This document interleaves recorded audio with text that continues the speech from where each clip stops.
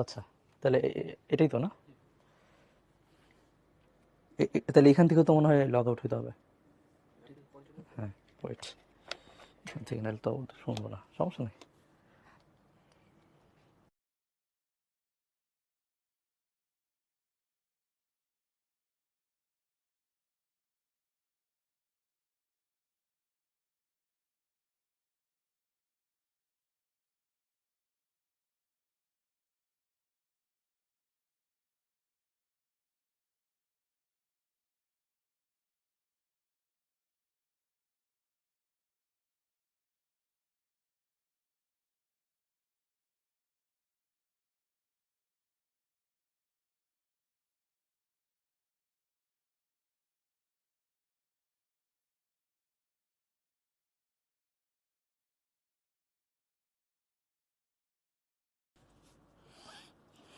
ওকে, hello everyone, আমার কথা কি শোনা যাচ্ছে কিনা কাইন্ডলি একটু জানাই দাও তো। গুড, এই তো তোমাদের রেসপন্স পাওয়া যাচ্ছে। আমি ভালো আছি ভাইয়া, তোমাদের জন্য ভালো থাকতে হয়। তোমরা কেমন আছো কাইন্ডলি একটু জানাও। টিচার ইনবক্সে কাইন্ডলি একটু জানান দাও তোমাদের দিনকাল কেমন যাচ্ছে।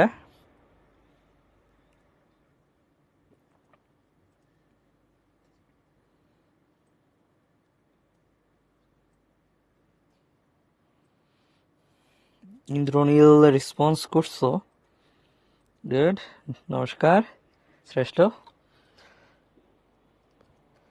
ওকে, তাহলে আমি আমি আজকের জার্নি শুরু করে দিই। হ্যাঁ, আশা করি সবাই ভালো আছো এবং আমিও ভালো আছি। অ্যাকচুয়ালি তোমাদের জন্য ভালো থাকতে হয়। হ্যাঁ, ওকে। সো হ্যালো এভরিওয়ান, সবাইকে SSC 2025 A to Z final revision কোর্সে স্বাগতম। আজকে আমরা Hindu religion and moral education নিয়ে আলোচনা করব। আজকের কন্টেন্টে দুইটা চ্যাপ্টার আছে, একটা হলো chapter 2 faith origin and manifestation of Hinduism. Then আমরা আলোচনা করব চ্যাপ্টার 3 নিয়ে religious customs and ceremonies. Okay, এই দুইটা চ্যাপ্টার নিয়ে আমরা আজকে কথা বলবো। আজকের এই লেকচারে আমি আমার পরিচয়টা দিয়ে নিই। আমার নাম অর্ণব অর্ণব চৌধুরী মিথুন, গ্রাজুয়েশন কমপ্লিট করছি বুটেক্স থেকে, subject IP, industrial and production engineering. তাহলে চলো আজকের জার্নি আমরা শুরু করে দিই। খেয়াল করো, আমরা যদি ফার্স্ট চ্যাপ্টারের একটু অ্যানালাইসিস করি প্রিভিয়াস ইয়ারের কোয়েশ্চন থেকে, আমরা দেখতেই পাচ্ছি 2018-17-তে মানে সারা বাংলাদেশেই একই প্রশ্নে পরীক্ষা হয়েছে। সো দেখা যাচ্ছে বেশ কয়েকটা এমসিকিউ আসছে 2 বছরেই। ওকে, এবং একটা কোয়েশ্চনের প্রায় বি এবং ডি অপশন এই চ্যাপ্টার থেকে আসছে। ওকে, আচ্ছা, এরপরে তোমরা দেখতেই পাচ্ছ এখানে সংখ্যা, হ্যাঁ সংখ্যা দিয়ে ভর্তি। সো এটা বলাই যায় যে এই চ্যাপ্টারটা বেশ ইম্পর্টেন্ট, পার্টিকুলারলি এমসিকিউ এর জন্য তো অবশ্যই। ওকে, এবং সিকিউ একদম ফুল সেট সিকিউ এখান থেকে আসছে, ইভেন কোনো কোনো বোর্ডে 2টা আসছে। ওকে, সো এই চ্যাপ্টারটা আমরা একটু মনোযোগ দিয়ে পড়বো। এবং যেহেতু এটা ফাইনাল রিভিশন কোর্স, আমার টার্গেট এটাই থাকবে যে কোন কোন পোর্শন কেমন ইম্পর্টেন্ট এবং ইম্পর্টেন্ট পার্টগুলা তোমাদের একটু জানান দিতে। ঠিক আছে, তোমাদেরই পড়তে হবে, তোমাদেরই মনে রাখতে হবে। ওকে, বাট আমরা জাস্ট আজকে একটা ডিসকাশন সেশন এখানে করব এবং পরীক্ষায় প্রিভিয়াস ইয়ারের পরীক্ষায় কী ধরনের প্রশ্ন আসছে এবং সামনে কী ধরনের প্রশ্ন আসতে পারে এমন কিছু নিউ কোয়েশ্চন আমাদের আজকের লেকচারে থাকবে। ওকে, তারপরে সিকিউ সিকিউ পার্টটা আমরা কিভাবে আনসার করব এটা সম্পর্কে একটা দিক নির্দেশনা ভাইয়া দিয়ে দিবে। ঠিক আছে, তাহলে আমাদের জার্নি আজকে শুরু করে দেই। খেয়াল করো, প্রথম টপিকই হইল মনোএথিজম, তাই না? খুবই মানে খুবই কি বলা যায়, কমপ্লিকেটেড একটা টপিক। আমাদের একদম সবচেয়ে পুরাতন যে গ্রন্থ সেটা হলো বেদ। হ্যাঁ, বেদের এক পার্টে লেখা হয়েছে যে ঈশ্বর এক এবং অদ্বিতীয়। ঠিক আছে, আমরা তারপর আমরা দেখি যে আমরা ঈশ্বরের অনেক রূপের বা অনেক শক্তির পূজা করি। এই কথাটাও বেদে বলা হয়েছে, সেটা হলো ঋগ্বেদে, যে ঈশ্বরের পার্টিকুলার কিছু শক্তি নিয়ে দেব দেবীর আলোচনা বা প্রার্থনা করা যাইতে পারে। ঠিক আছে, আমরা কিন্তু ঈশ্বরের এই যে শক্তি, যাকে আমরা দেব দেবী রূপে চিনি, তাদেরই পূজা অর্চনা করতেছি। ঠিক আছে, তারপরেও ছোটখাটো সংঘাত তো হয় এইগুলা নিয়ে। বাট আমাদের প্রাচীন যে গ্রন্থ, ধর্মগ্রন্থ, সেটা হলো বেদ। বেদ অনুসারে আমাদের ঈশ্বর এক এবং অদ্বিতীয়। ঠিক আছে, এবং ঈশ্বরের শক্তির অনেক রূপ আছে, যেমন অগ্নি, বায়ু, এগুলো তো শক্তি, তাই না? সো যেমন অগ্নির পূজা আমরা করি, বায়ুদেবের পূজা করি। ঠিক আছে, সো এগুলো কি দেব দেবী রূপে আমরা পূজা অর্চনা করতেছি। আচ্ছা, এর বাইরে খেয়াল করো, বেদের পরে অনেকগুলো পুরাণে দেখা গেছে কি যে ঈশ্বরের রূপ দেয়া হয়েছে বা দেবদেবীর রূপ বা আকার কেমন হবে এই সম্পর্কে বর্ণনা করা হয়েছে। ওকে, এবং ওই রেফারেন্স থেকে আমরা কি করি, আমাদের যে পূজা অর্চনাগুলো আছে ওগুলো আমরা কন্ডাক্ট করি, তাই না? আচ্ছা, এর বাইরে খেয়াল করো, রিসেন্ট মানে আমাদের ধর্মের অনেকগুলো পরিবর্তন আসছে, অনেকগুলো ভার্সন আসছে, তাই না? বাট আমাদের হ্যাঁ মূল এক, এটা বলা যায় একই, কি বলা যায়, মূল্যবোধ নিয়ে আমরা কিন্তু সামনে আগায় যাচ্ছি। বাট আধুনিক সংস্কার অনুসারে বা ব্রাহ্ম ধর্ম অনুসারে, এটা আধুনিক সংস্কারের মধ্যেই পড়ে, ওইখানে কিন্তু ঈশ্বরকে এক এবং অদ্বিতীয় হিসেবেই পূজা অর্চনা করা হয়েছে, এবং এর বাইরে পুরাণে যত দেবদেবীর মানে প্রার্থনা বা পূজা অর্চনা করার বিধান ছিল ওইগুলাকে নেগলেক্ট করা হয়েছে, ঠিক আছে? যাই হোক, বাট ধর্ম যার যার উপরে, তুমি যেভাবেই পূজা অর্চনা করে এটা তোমার উপরে টোটালি ডিপেন্ডেন্ট। ওকে, জাস্ট আমাদের তুমি যে রূপেই ঈশ্বরের পূজা করো না কেন, জাস্ট ভালো মোরাল ভ্যালুস তোমার মধ্যে থাকতে হবে, ঠিক আছে? ওকে, সো আমরা যদি একটু সামনে আগাই, খেয়াল করো অবতারবাদ। আমরা গত লেকচারেও 10 অবতার সম্পর্কে জানছিলাম, তাই না? 10 অবতার সম্পর্কে আমরা গত লেকচারেও পড়ছিলাম।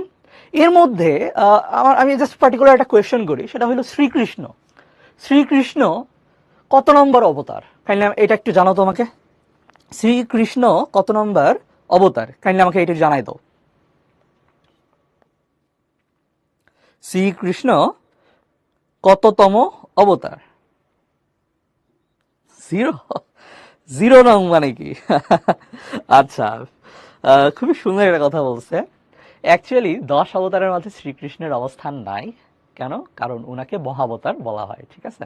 উনি পরমেশ্বর ভগবান। ওকে, এবং উনি উনার যে নো ইন্দ্রনীল, 8 নম্বর হইল বলরাম, ঠিক আছে? হ্যাঁ, সো এটা একটু মাথায় রাখবা, শ্রীকৃষ্ণ কিন্তু 10 অবতারের মধ্যে নাই, উনাকে মহাবতার বলা হয়, ঠিক আছে? এটা খুবই ক্রুশাল কোয়েশ্চেন। আমি এই কোয়েশ্চেনটা প্রিভিয়াস ইয়ারে হ্যাঁ আসতে দেখি নাই, বাট সামনে আসতে পারে এটা। হ্যাঁ, আচ্ছা, এখন এইখানে একটা কবিতা দেয়া হয়েছে। হ্যাঁ, এই কবিতা আমি এখানে পড়বো না, জাস্ট এই কারণে দেয়া হয়েছে, জাস্ট এই ধরো কবিতার এই পোর্শন থেকে খুব সুন্দরভাবে আসলে এটা তার কথাগুলা বলে ফেলছে, ঠিক আছে? তো এটা গীত গোবিন্দ। ওকে, গীত গোবিন্দ অনেক পুরাতন একজন পয়েট ছিলেন, উনি শ্রীকৃষ্ণকে উৎসর্গ কইরা এই কবিতা লিখছেন, ঠিক আছে? ওকে, হ্যাঁ, গুড। আচ্ছা, তো আমরা একটু সামনে আগাই। খেয়াল করো, 4 phases অফ লাইফ, ঠিক আছে? আমাদের হিন্দু ধর্ম মতে আমাদের কি বলা যায়, জীবনে 4টা ফেজ আছে। ওকে, একটা হলো ব্রহ্মচর্য, তারপরে হইল গারস্থ আশ্রম, তারপর হইল বানপ্রস্থ, এরপর হইল সন্ন্যাস। অ্যাকর্ডিং টু বুকস আমাদের 5 বছর সময় থেকে আমাদের ব্রহ্মচর্য স্টার্ট হয়ে যায়। ওকে, এবং প্রত্যেকটা ফেজই 25 বছর করে টাইম দেয়া আছে, ঠিক আছে? যদিও আসলে মানুষের আয়ুষ্কাল তত হয় কিনা এটা ডিবেটেবল। সো ব্রহ্মচর্যের মধ্যে আমরা কি করি? আমরা সেখানে জ্ঞান অর্জন করি, ঠিক আছে? গুরুর কাছে যাই এবং তার কাছ থেকে আমরা জ্ঞান অর্জন করি। দেন আমরা যখন আমাদের জ্ঞান অর্জন শেষ হয়ে যায়, ওকে, মানে মানে অ্যাটলিস্ট আমাদের কি বলা যায়, পুরাণ বা ধর্মগ্রন্থ অনুসারে যা যা জিনিস আমাদের জানা উচিত সবকিছু যখন কমপ্লিট হয়ে যাবে, ওকে, তখন গুরুর কাছ থেকে আমরা কি করব? বিদায় নিব, ঠিক আছে? ওইটাকে বলা হয় সমাবর্তন। আচ্ছা, এরপর আমরা কোন জগতে প্রবেশ করবো বলতো, কোন ফেজে প্রবেশ করবো? সেটা হলো গারস্থ। ওকে, মানে আমরা এখন সংসার জীবনে প্রবেশ করব, তাই না? আচ্ছা, সংসার জীবনে মেইন পারসিউট হলো বা যে মেইন যে কর্তব্য সেটা হলো বাবা মার খেয়াল রাখা। ওকে, বাবা মার খেয়াল রাখা এবং তোমার স্ত্রী এবং সন্তান সন্ততি সবার খেয়াল রাখা, এবং এখানে অনেক পরিশ্রম করতে হয়।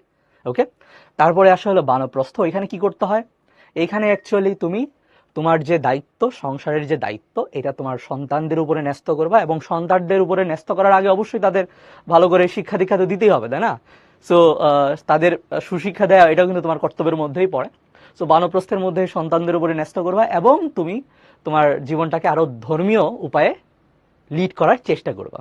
দেন আসে আমাদের সন্ন্যাস জীবন। সন্ন্যাস জীবন আমরা টোটালি নিজেদেরকে ঈশ্বরের সেবায় বা ঈশ্বরের উপাসনায় ব্যতীত করি, ঠিক আছে? ওইখানে ব্যয় করি, ওকে, যাতে আমাদের আফটার লাইফ ভালো হয়। ওকে, সো খুবই সুন্দর সিস্টেম, যদিও আসলে আমাদের এই এই এখন কারেন্ট সিনারিওতে এইগুলা মেনটেন করা tough. Okay, so I hope তোমরা এটা পারবা। আচ্ছা, নেক্সট আমরা যদি একটু সামনে আগাই, কনসেপ্ট অফ যোগা। ওকে, যোগা বা আমি যদি একদম পিওর বাংলা ভাষায় বলি সেটা হলো যোগ। এই জিনিসটা কি? এটা হইল আমাদের আত্মার সাথে পরমাত্মার বন্ধন ক্রিয়েট করা, ঠিক আছে, সংযোগ করা। ওকে ওকে, বা কানেকশন দেয়া। হ্যাঁ, সো যোগের কতগুলা ধারণা আছে বা কতগুলা স্টেপস আছে, সেগুলো 8টা স্টেপ তোমাদের বইয়ে এখানে বর্ণনা করা আছে। যেমন আমি এখানে মুখে মুখে বলে দিই, একটা হলো জম। ওকে, জম মানে মানে গড অফ ডেথ এমন না, জম মানে হইল সংযম, ঠিক আছে। যা মানে সংযমের মধ্যে তুমি জানো যে আমাদের মধ্যে লোভ, হিংসা, দেশ অনেক কিছু কাজ করে, তাই না? ওকে, সো তারপরে ধরো অন্যায়, অনীতি। হ্যাঁ, আমরা আমাদের কি বলা যায়, ডেইলি লাইফে সংযম বজায় রাখবো, ঠিক আছে। আমরা কষ্ট করব, কষ্ট অনুসারে এবং আমাদের কর্ম অনুসারে আমরা ফল পাবো, ঠিক আছে। এক্সট্রা কোনো কিছু এক্সপেক্ট করবো না, ইভেন আসলে কর্মেরও ফল আসলে এক্সপেক্ট করা উচিত না, ঠিক আছে। যাই হোক, এটা নিয়ে আমরা সামনে কথা বলবো। এরপরে আসে নিয়ম। ওকে, তোমাদের বইয়ে খুব সুন্দরভাবে নিয়মের 5টা পার্টও এখানে দেয়া আছে, ভালো করে এটা একটু পড়বা। এবং এই ক্ষেত্রে আমি একটু বলে দিই, হ্যাঁ, তারপর আচ্ছা, এটা বলার আগে 8টা ফেজের কথা একটু বলে নিই। প্রথমে হলো জম, তারপরে নিয়ম, তারপরে আসন, তারপরে প্রাণায়াম, তারপরে প্রত্যাহার, তারপরে ধারণা, ধ্যান, সমাধি। ওকে, সো এইগুলা একটু সিরিয়াল ওয়াইজ মনে রাখার চেষ্টা করবা। পরীক্ষায় আসলে দেখা যাবে যে তুমি যদি একটু আগে পরে লিখো তখন একটু ঝামেলা হবে। হ্যাঁ, কারণ প্রত্যেকটাই একটার পর একটা রিলেটেড। হ্যাঁ, সো আগে তুমি সমাধি দিয়ে দিলা তাহলে তো হবে না, ঠিক আছে। যাই হোক, এই জিনিসগুলো একটু মাথায় রেখো। কয়েকটা জিনিস আছে এইখানে একটু মনে রাখতে হবে, বাকিগুলো তুমি জাস্ট অ্যাটলিস্ট ভিতরের কথা বুঝলেই সিকিউতে ভালো মার্ক পাবা। আচ্ছা, জমের কথা তো বললাম, সংযম। ওকে, তারপরে নিয়মের মধ্যে আরো অনেক আচার আচরণ এখানে আছে। তারপরে আসন, আসন হইল আমরা যখন একদম একাগ্র চিত্তে ঈশ্বরের উপাসনা করার জন্য বসি। ওকে, ওই যে পোস্টারটা আছে ওইটাকে বলা হয় আসন। অনেক ধরনের আসন আছে তোমরা জানো, ওকে, যোগের ক্ষেত্রে। আচ্ছা, তারপর হলো প্রাণায়াম। প্রাণায়াম হলো শ্বাস প্রশ্বাস নেওয়ার যে নিয়ম। ওকে, প্রাণায়াম করা অবশ্যই ভালো, সবার এটা করা উচিত। আচ্ছা, তারপর হলো প্রত্যাহার। প্রত্যাহার বলতে আমরা যে ধরনের কাজই করি না কেন, ওকে, আমাদের ইন্দ্রিয়গুলো যে ধরনের কাজের মধ্যেই মানে ব্যস্ত আছে কিনা ওইখান থেকে সরে আসা, ঠিক আছে, সবকিছু ভুলে যাওয়া, চিন্তা মুক্ত থাকা, ঠিক আছে। ওকে, তারপরে হইলো ধারণা। অবশ্যই আমাদের মাথায় ঈশ্বরের একটা চিন্তা ভাবনা আসতে হবে। তারপরে ধ্যান। ধ্যান মানে আমরা গভীর চিন্তা করব ঈশ্বরকে নিয়ে, তারপরে সমাধিতে যাব, ঠিক আছে। সো এটা হইলো যোগের কতগুলা 8টা ফেজ। ওকে, এইগুলা কিন্তু সিকুয়েন্সিয়ালি তোমরা একটু মনে রাখবা, ঠিক আছে। আচ্ছা, এরপরে খেয়াল করো কর্মযোগ। ওকে, খুবই সুন্দর কিছু কথা বলা আছে। আমরা যোগের অনেকগুলো পার্ট আছে, প্রত্যেকটাই দেখাবো এবং প্রত্যেকটা পার্টে আমরা শ্লোকের রেফারেন্সে কথা বলবো, ঠিক আছে। শ্লোকগুলো মনে রাখতে হবে না, মুখস্থ করতে হবে না, বাট এইখানে যে কথাগুলো আমি বলবো এটার মিনিং সম্পর্কে বলবো, এটা একটু তোমাদের খাতায় ইলাবোরেটলি আসতে হবে। ওকে, এবং যদি মনে রাখতে পারো অনেক ভালো। ওকে, আচ্ছা, তো এখানে কি বলছে, কর্মণ্যবাদী কারস্তে মা ফলেষু কদাচরণ মা কর্মে ফল হেতু বর্মা তে সাঙ্গস্তু কর্মানি। ওকে, যাই হোক, তো আমি আগেও বলছি তোমাদের এই যে কি বলা যায়, সংস্কৃতকে বাংলা, বাংলা থেকে আবার ইংলিশ ফন্টে নিয়ে আসলে এটা উচ্চারণ করা টাফ হয়ে যায়, তোমরা এটা ফিল করবা। যাই হোক, এটার অর্থ সম্পর্কে আমি একটু বলি। হ্যাঁ, তোমাদের অ্যাকর্ডিং টু আমাদের ধর্মগ্রন্থ এটার অর্থ হইল কর্মতব অধিকার, ঠিক আছে, ফলে কবু নয়। হ্যাঁ, মানে খুবই সুন্দর একটা কথা বলছে, কর্মতব অধিকার, ফলে কবু নয়। মানে কি, কর্মে তোমার অধিকার আছে কিন্তু ফলে তোমার কোনো অধিকার নাই, ঠিক আছে। তুমি কর্ম করবা এবং ওই অনুসারে ঈশ্বর তোমাকে ফল দিবে। ওকে, এবং ফলাশক্তি ত্যাগ করো। ফলের তুমি যা চাচ্ছ, হ্যাঁ, এটা পাচ্ছ কিনা এটা নিয়ে আমরা অধিক চিন্তা করি, এটা এই আসক্তি ত্যাগ করতে হবে। ওকে, বাট কর্ম ত্যাগ করতে হবে না, বা কর্ম ত্যাগ করা উচিত না, ঠিক আছে। তো খুবই সুন্দর একটা কথা বলছে। ইয়েস, ওকে ওকে, আচ্ছা, এখানে তো ইংলিশ ফন্টেই দেওয়া আছে ইন্দ্রনীল, ঠিক আছে। যাই হোক, আচ্ছা, আশা করি কথাটা বুঝতে পারছো, কাইন্ডলি একটু জানাই দিও। হ্যাঁ, মাঝখানে ইন্দ্রনীল একটা কথা বলছে।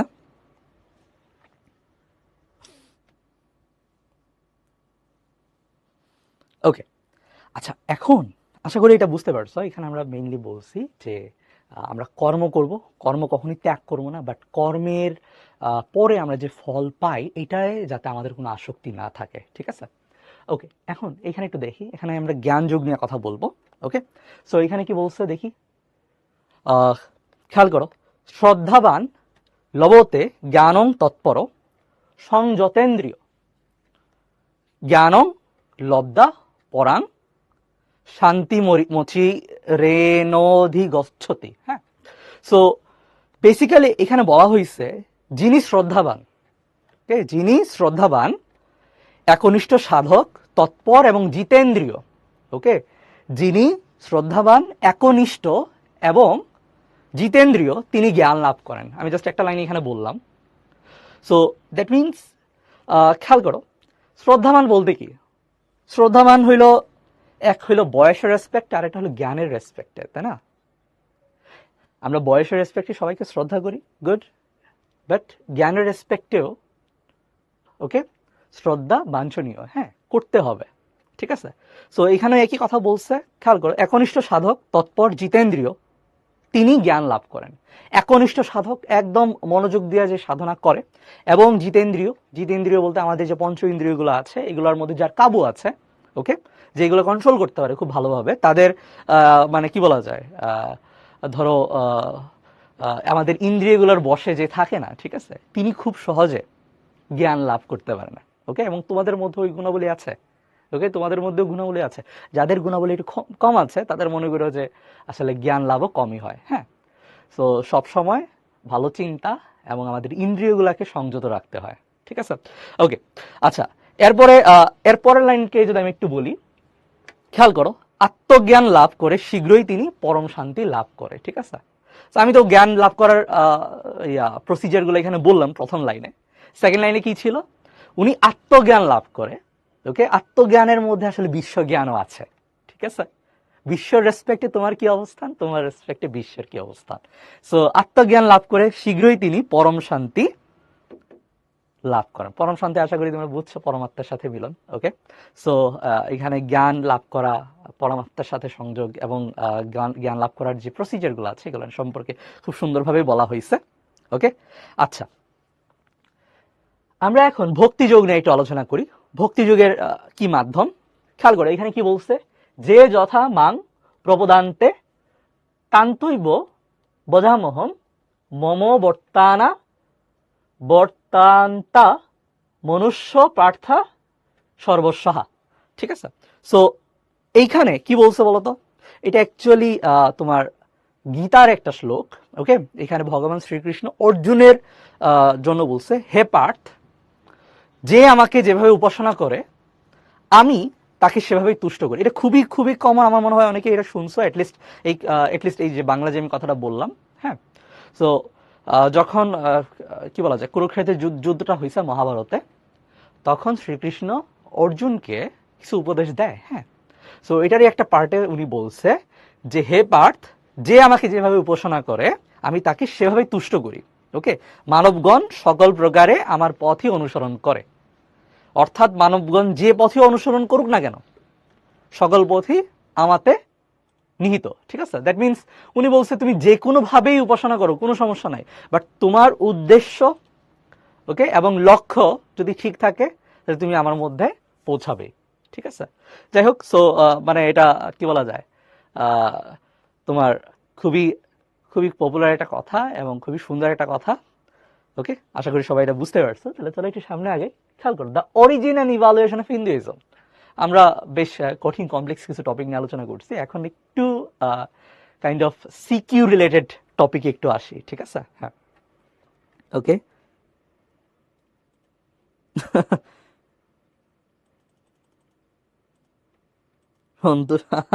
ইন্দ্রনীল, হ্যাঁ, তুমি খুবই একটা টাফ কথা বলছো, সন্তুষ্ট করা অ্যাকচুয়ালি কলিযুক্ত অনেক কিছুই এত সহজ না, তাই না? যাই হোক, আমরা চেষ্টা করে যাই। ওকে, চেষ্টা করে যাই, এবং আমার মনে হয় যে এই নিয়মগুলো পালন করলে, পরকালের কথা আমি জানি না, ঠিক আছে, বাট এই জগতে তুমি ভালো থাকবা এটা বলাই যায়, হ্যাঁ, নিয়মের মধ্যে থাকলে এই জগতে তুমি ভালো থাকবা, ভালো কিছু করবা, এটা বলাই যায়, হ্যাঁ। এবং সাকসেসের বিষয়টা আসলে আপেক্ষিক, তাই না? তুমি নিজের মধ্যে যদি সুখী থাকো, ওকে, সুখ খুঁজে নিতে পারো, এটাই সাকসেস, আমি যেটা মনে করি। ঠিক আছে, ওকে, তাহলে চলো আমরা একটু সামনে আগাই। হিন্দু ধর্মের উৎপত্তি, the origin and evaluation of Hinduism. ঠিক আছে, সো অনেক সুন্দর কিছু কথা তোমাদের বইয়ে বলছে, আমি পড়ছি। সো হিন্দুইজমের উৎপত্তি থেকে, হিন্দুইজমের উৎপত্তি আমাদের এই যে ভারত উপমহাদেশ আছে, ওকে, এটা আফগানিস্তান, হ্যাঁ, ইরান, ওই পর্যন্ত যখন বিস্তৃত ছিল, ইভেন আমাদের কি বলা যায় মায়ানমার, কম্বোডিয়া, হ্যাঁ, ওই সব জায়গাতেও আসলে হিন্দু ধর্মের কি বলা যায় ট্রেস, হ্যাঁ, ট্রেস পাওয়া গেছে। ঠিক আছে, সো পুরো বিশাল একটা জায়গা নিয়ে কি হয়েছে বলতো, এই যে ধর্ম এবং হিন্দু ধর্ম অনুসরণকারী মানুষদের একটা বিচরণ ছিল বেশ কয়েক বছর আগে। ঠিক আছে, এবং তোমরা জানো যে আর্যরা কি করছে বলতো, যে ইউরেশিয়া, হ্যাঁ, যেটা আসলে অ্যাকচুয়ালি তোমার তুরস্কের কাছাকাছি ইউরোপ এশিয়ার যে মিলনস্থল, ওকে, ওইখান থেকে মানুষজন আমাদের এই ভারতবর্ষে আসছে বেশ কয়েকশো বছর আগে, ওকে, এবং তারা যে ধর্ম পালন করছে বা তারা যে নিয়মগুলা পালন করছে, এটাই আস্তে আস্তে ডে বাই ডে ডেভেলপ হয়ে আমাদের হিন্দু ধর্মে পরিণত হয়েছে। এখন কথা হইল, এই নাম কোত্থেকে আসছে, এটা খুবই ইন্টারেস্টিং স্টোরি। সেটা হইলো আফগান যে তোমার বিজেতারা ছিল, হ্যাঁ, তারা এই যে সিন্ধু নদ, যেটা অ্যাকচুয়ালি পাঞ্জাবে অবস্থিত, ঠিক আছে, সো এই সিন্ধু নদকে ওরা সিন্ধু রাখতে পারতো না। ঠিক আছে, অনেকের অ্যাকসেন্ট থাকে, ওরা এটাকে হিন্দু বলতো। ওকে, সো এইখান থেকে এই এরিয়াতে যে মানুষজন ছিল এবং তারা যে ধর্ম পালন করত, মানুষদের বলা হইতো হিন্দু, এবং যে ধর্ম পালন করতো এটাকে হিন্দু ধর্ম বলতো।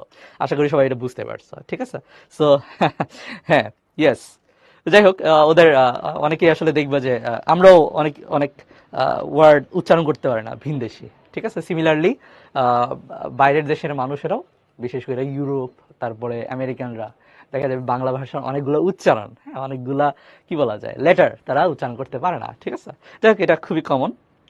ওকে, তাহলে চলো এখানে একটু দেখি স্মৃতিশাস্ত্র অ্যান্ড রিলিজিয়াস স্ক্রিপচার।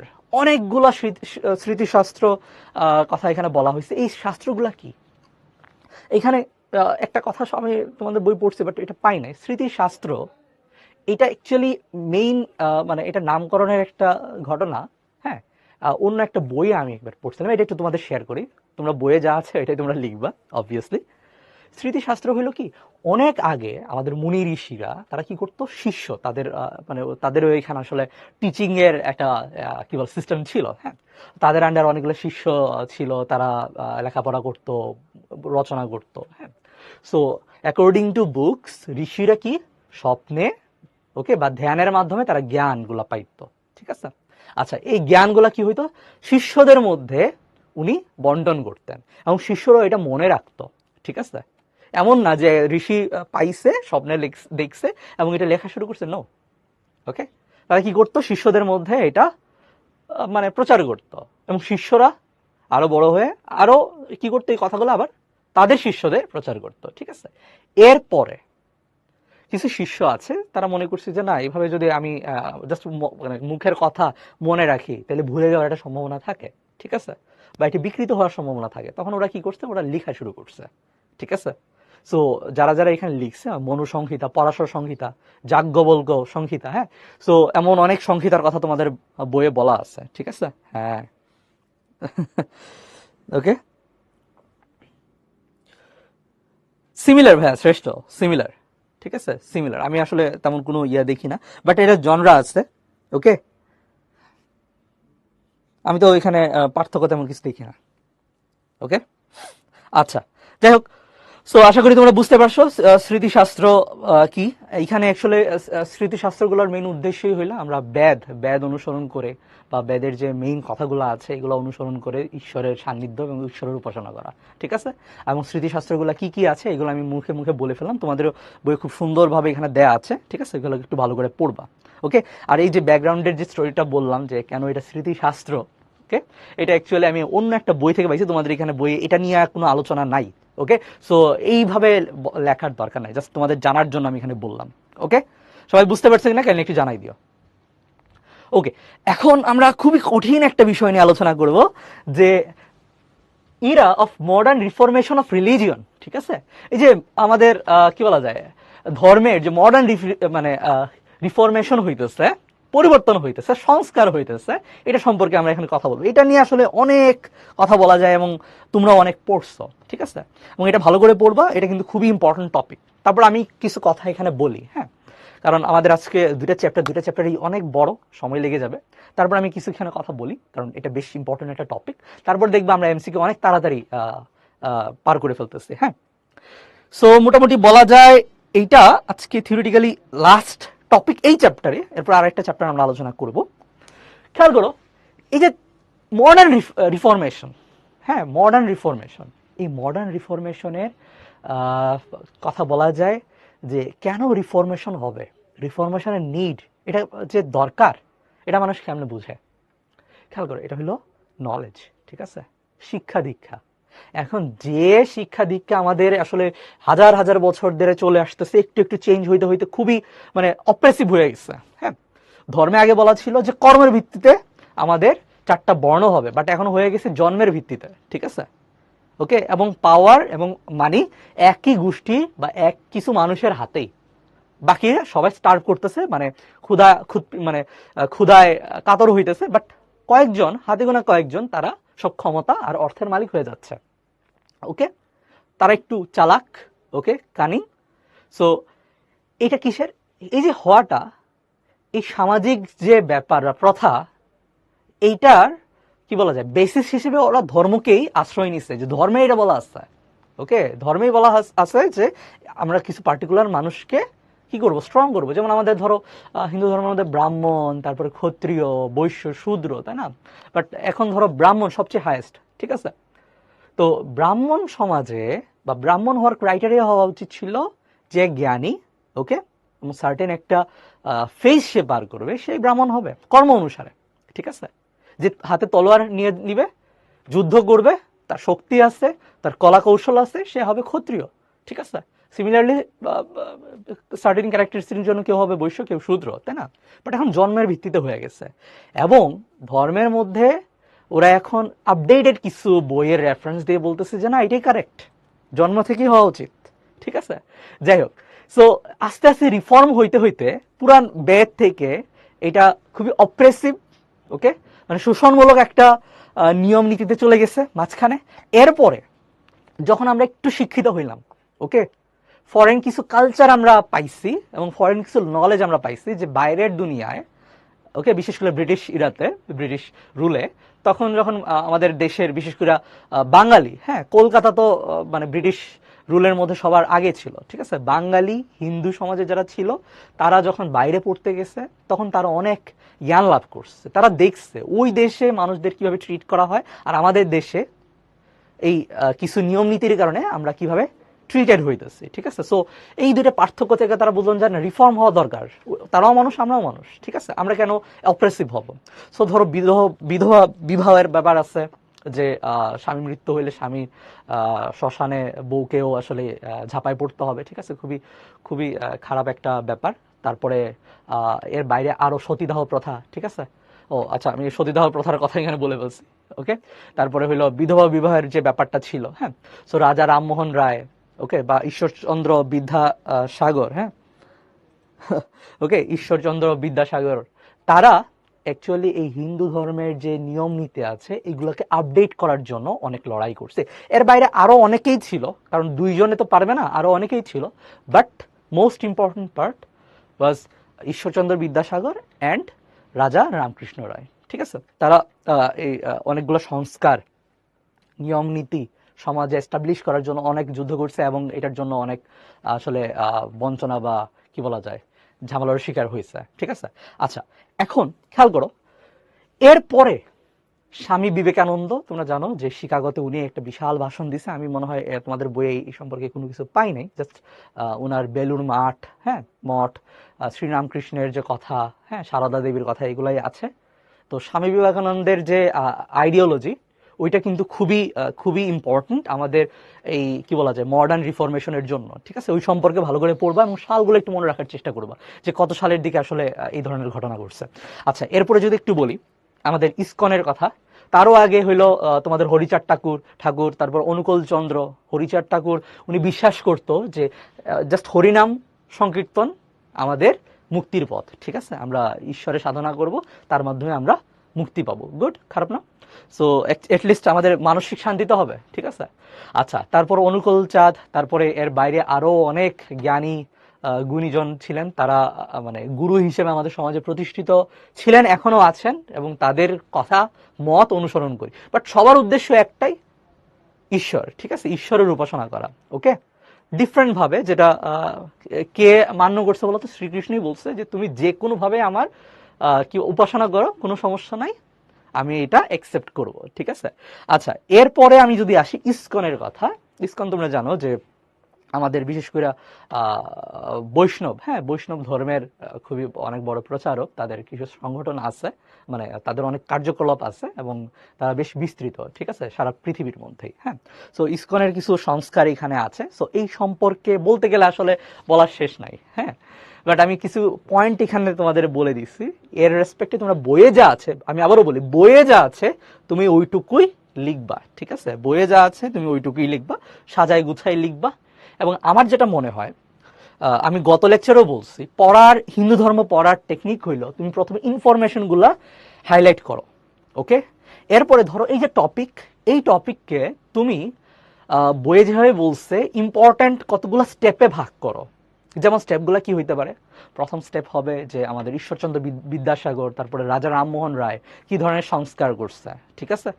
এরপরে হবে ধরো স্বামী বিবেকানন্দের কথা, তারপরে হরিচাঁদ ঠাকুর, অনুকূল চন্দ্র, হ্যাঁ, তারপরে আরো কয়েকজনের নাম এখানে দেয়া ছিল। তারপরে ধরো ইসকনের কথা, হ্যাঁ, ইসকনের ফুল মিনিংটা তোমরা একটু জেনে নিলাম, ঠিক আছে? সো তোমরা এইভাবে কি বলা যায় এটলিস্ট রিটার্নের জন্য প্রিপারেশন নিতে পারো। আর এমসিকিউ এর জন্য আমরা যখন সামনে একটা কোয়েশ্চেন দেখাবো তখন তুমি বুঝতে পারবে যে কোন কোয়েশ্চেনগুলো আসলে ইম্পর্টেন্ট, ঠিক আছে? ওকে, সো আমরা মোটামুটি এই চ্যাপ্টার 1-এর যে বেসিক কথাবার্তা আছে এগুলো খুবই ডিটেলসেই বলছি। ওকে, ভাবছিলাম যে আচ্ছা ফাইনাল রিভিশন করছি একটু অল্পই বলি, বাট বলতে বলতে অনেক কথাই বলে ফেলছি। আশা করি সবাই বুঝতে পারছো, কাইন্ডলি একটি চ্যাট বক্সে জানাই দিও। ওকে, ইয়েস, ইয়েস, ইয়েস, ইয়েস। ওকে, ঠিক আছে, তাহলে চলো আমাদের আজকের জার্নি আমরা শুরু করে দিই। হ্যাঁ, তো খেয়াল করো, what will be achieve through preaching নাম যজ্ঞ, ঠিক আছে? নাম যজ্ঞ বা নামযজ্ঞ আমরা যদি কি করি, পালন করি, তাইলে আমরা কি অ্যাকসেপ্ট করব বলো তো? লাভ, social created, solvency improve, narrow, no. লাভ, আমি আসলে প্রথমত খেয়াল করো এখানে যে লাভ অ্যান্ড ডিভোশন দেখে আমি বুঝতে পারছি এটা রাইট আনসার হবে। ওকে, সো আমরা নাম যজ্ঞে আমরা আগেও দেখছি যে মেইন ক্যারেক্টারিস্টিক্স বা তার মেইন ফোকাসটাই হইল প্রেম, এবং প্রেম ভক্তির মাধ্যমে কি বলা যায় ঈশ্বর প্রাপ্তির পথ প্রশস্ত করা, ঠিক আছে? ওকে, আচ্ছা, গুড, তোমাদের রেসপন্স খুবই ভালো। হ্যাঁ, ইয়েস, কারেক্ট বলতে আমি প্রশ্ন বুঝি নাই। ইয়া, শ্রেষ্ঠ, কারেক্ট বলতে কাস্ট সিস্টেমটা ইনফ্লুয়েন্স বার্থ হিসেবে, বার্থ হিসেবে। ও আচ্ছা, শ্রীকৃষ্ণ বলছে কর্মের মাধ্যমে আসলে বর্ণ নির্ধারিত হবে, উনি তো মানে এই যে বার্থের হিসেবে বলে নাই, ঠিক আছে? এরপরে তো ওই যে মনুসংহিতা, ওইখানে বলা হয়েছে যে জন্মের রেসপেক্টে এটা হবে। ওকে, শ্রেষ্ঠ, বুঝছো কিনা জানাইও। আচ্ছা, খুবই সুন্দর একটা কথা বলছো। আচ্ছা, তাহলে চলো একটু সামনে আগে। What is Hinduism's avatars? Okay, Abesh. হ্যাঁ, সো আবেশ অবতার বা ইন্ডুইজিং অবতার কাকে বলা হয়? তোমরা একটু খেয়াল করো তো, আমরা অপশনগুলো একটু দেখি। মহেশ্বর, শ্রী চৈতন্য, নৃসিংহ, পরশুরাম। ভাই এগুলা তো হবে না, ঠিক আছে, এগুলো হবে না, কারণ এগুলো 10 অবতারের মধ্যে পড়ে। মহেশ্বর নো, উনি তো মানে মানে টপ 3 পাওয়ার, তাই না? বিষ্ণু, শিব অ্যান্ড ব্রহ্মা, তাদের মধ্যে পড়তেছে। তাহলে রইল বাকি শ্রী চৈতন্য। শ্রী চৈতন্যের মধ্যেও আসলে আবেশের ব্যাপারটা দেখা যায়, আশা করি তোমরা এটা নিজেরাও খেয়াল করছো, ঠিক আছে? ওই কারণে এখানে বলা। ওকে, ইয়েস।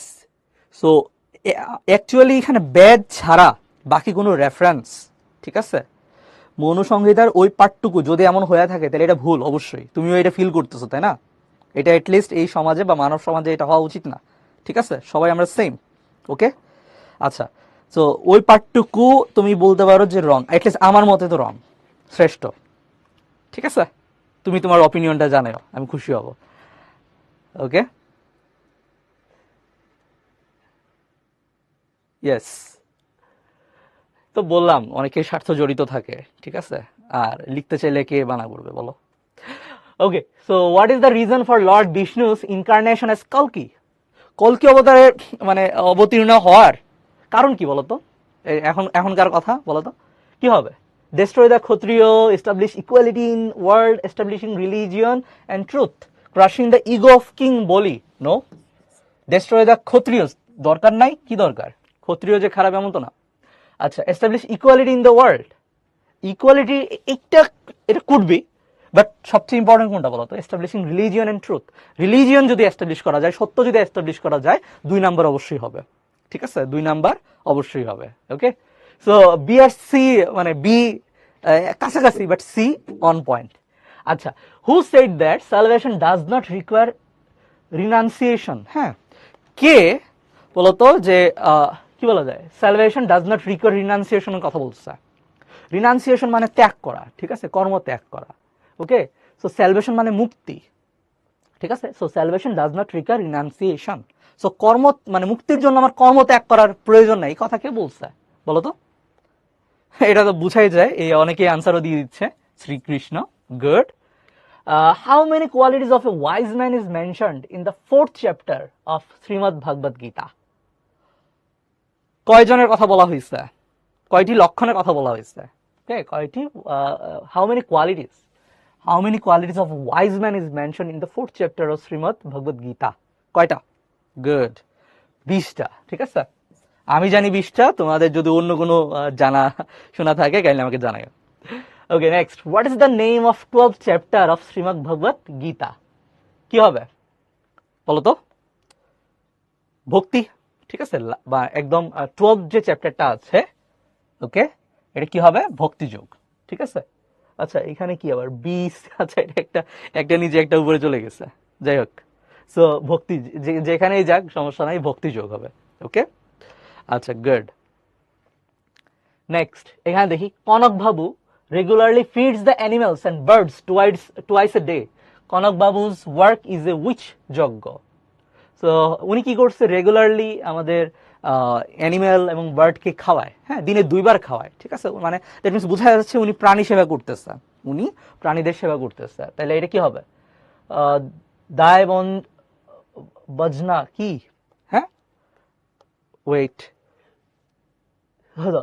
ওকে, দৈব ইয়াজ্ঞা, হ্যাঁ, দৈব যজ্ঞের কথা বলা হয়েছে, আচ্ছা, খুবই উইয়ার্ড ইংলিশ, যাই হোক, তারপরে অনেক সময় লাগছে। ভূতযজ্ঞ, নৃযজ্ঞ, ঋষিযজ্ঞ, ঠিক আছে, ওকে, good.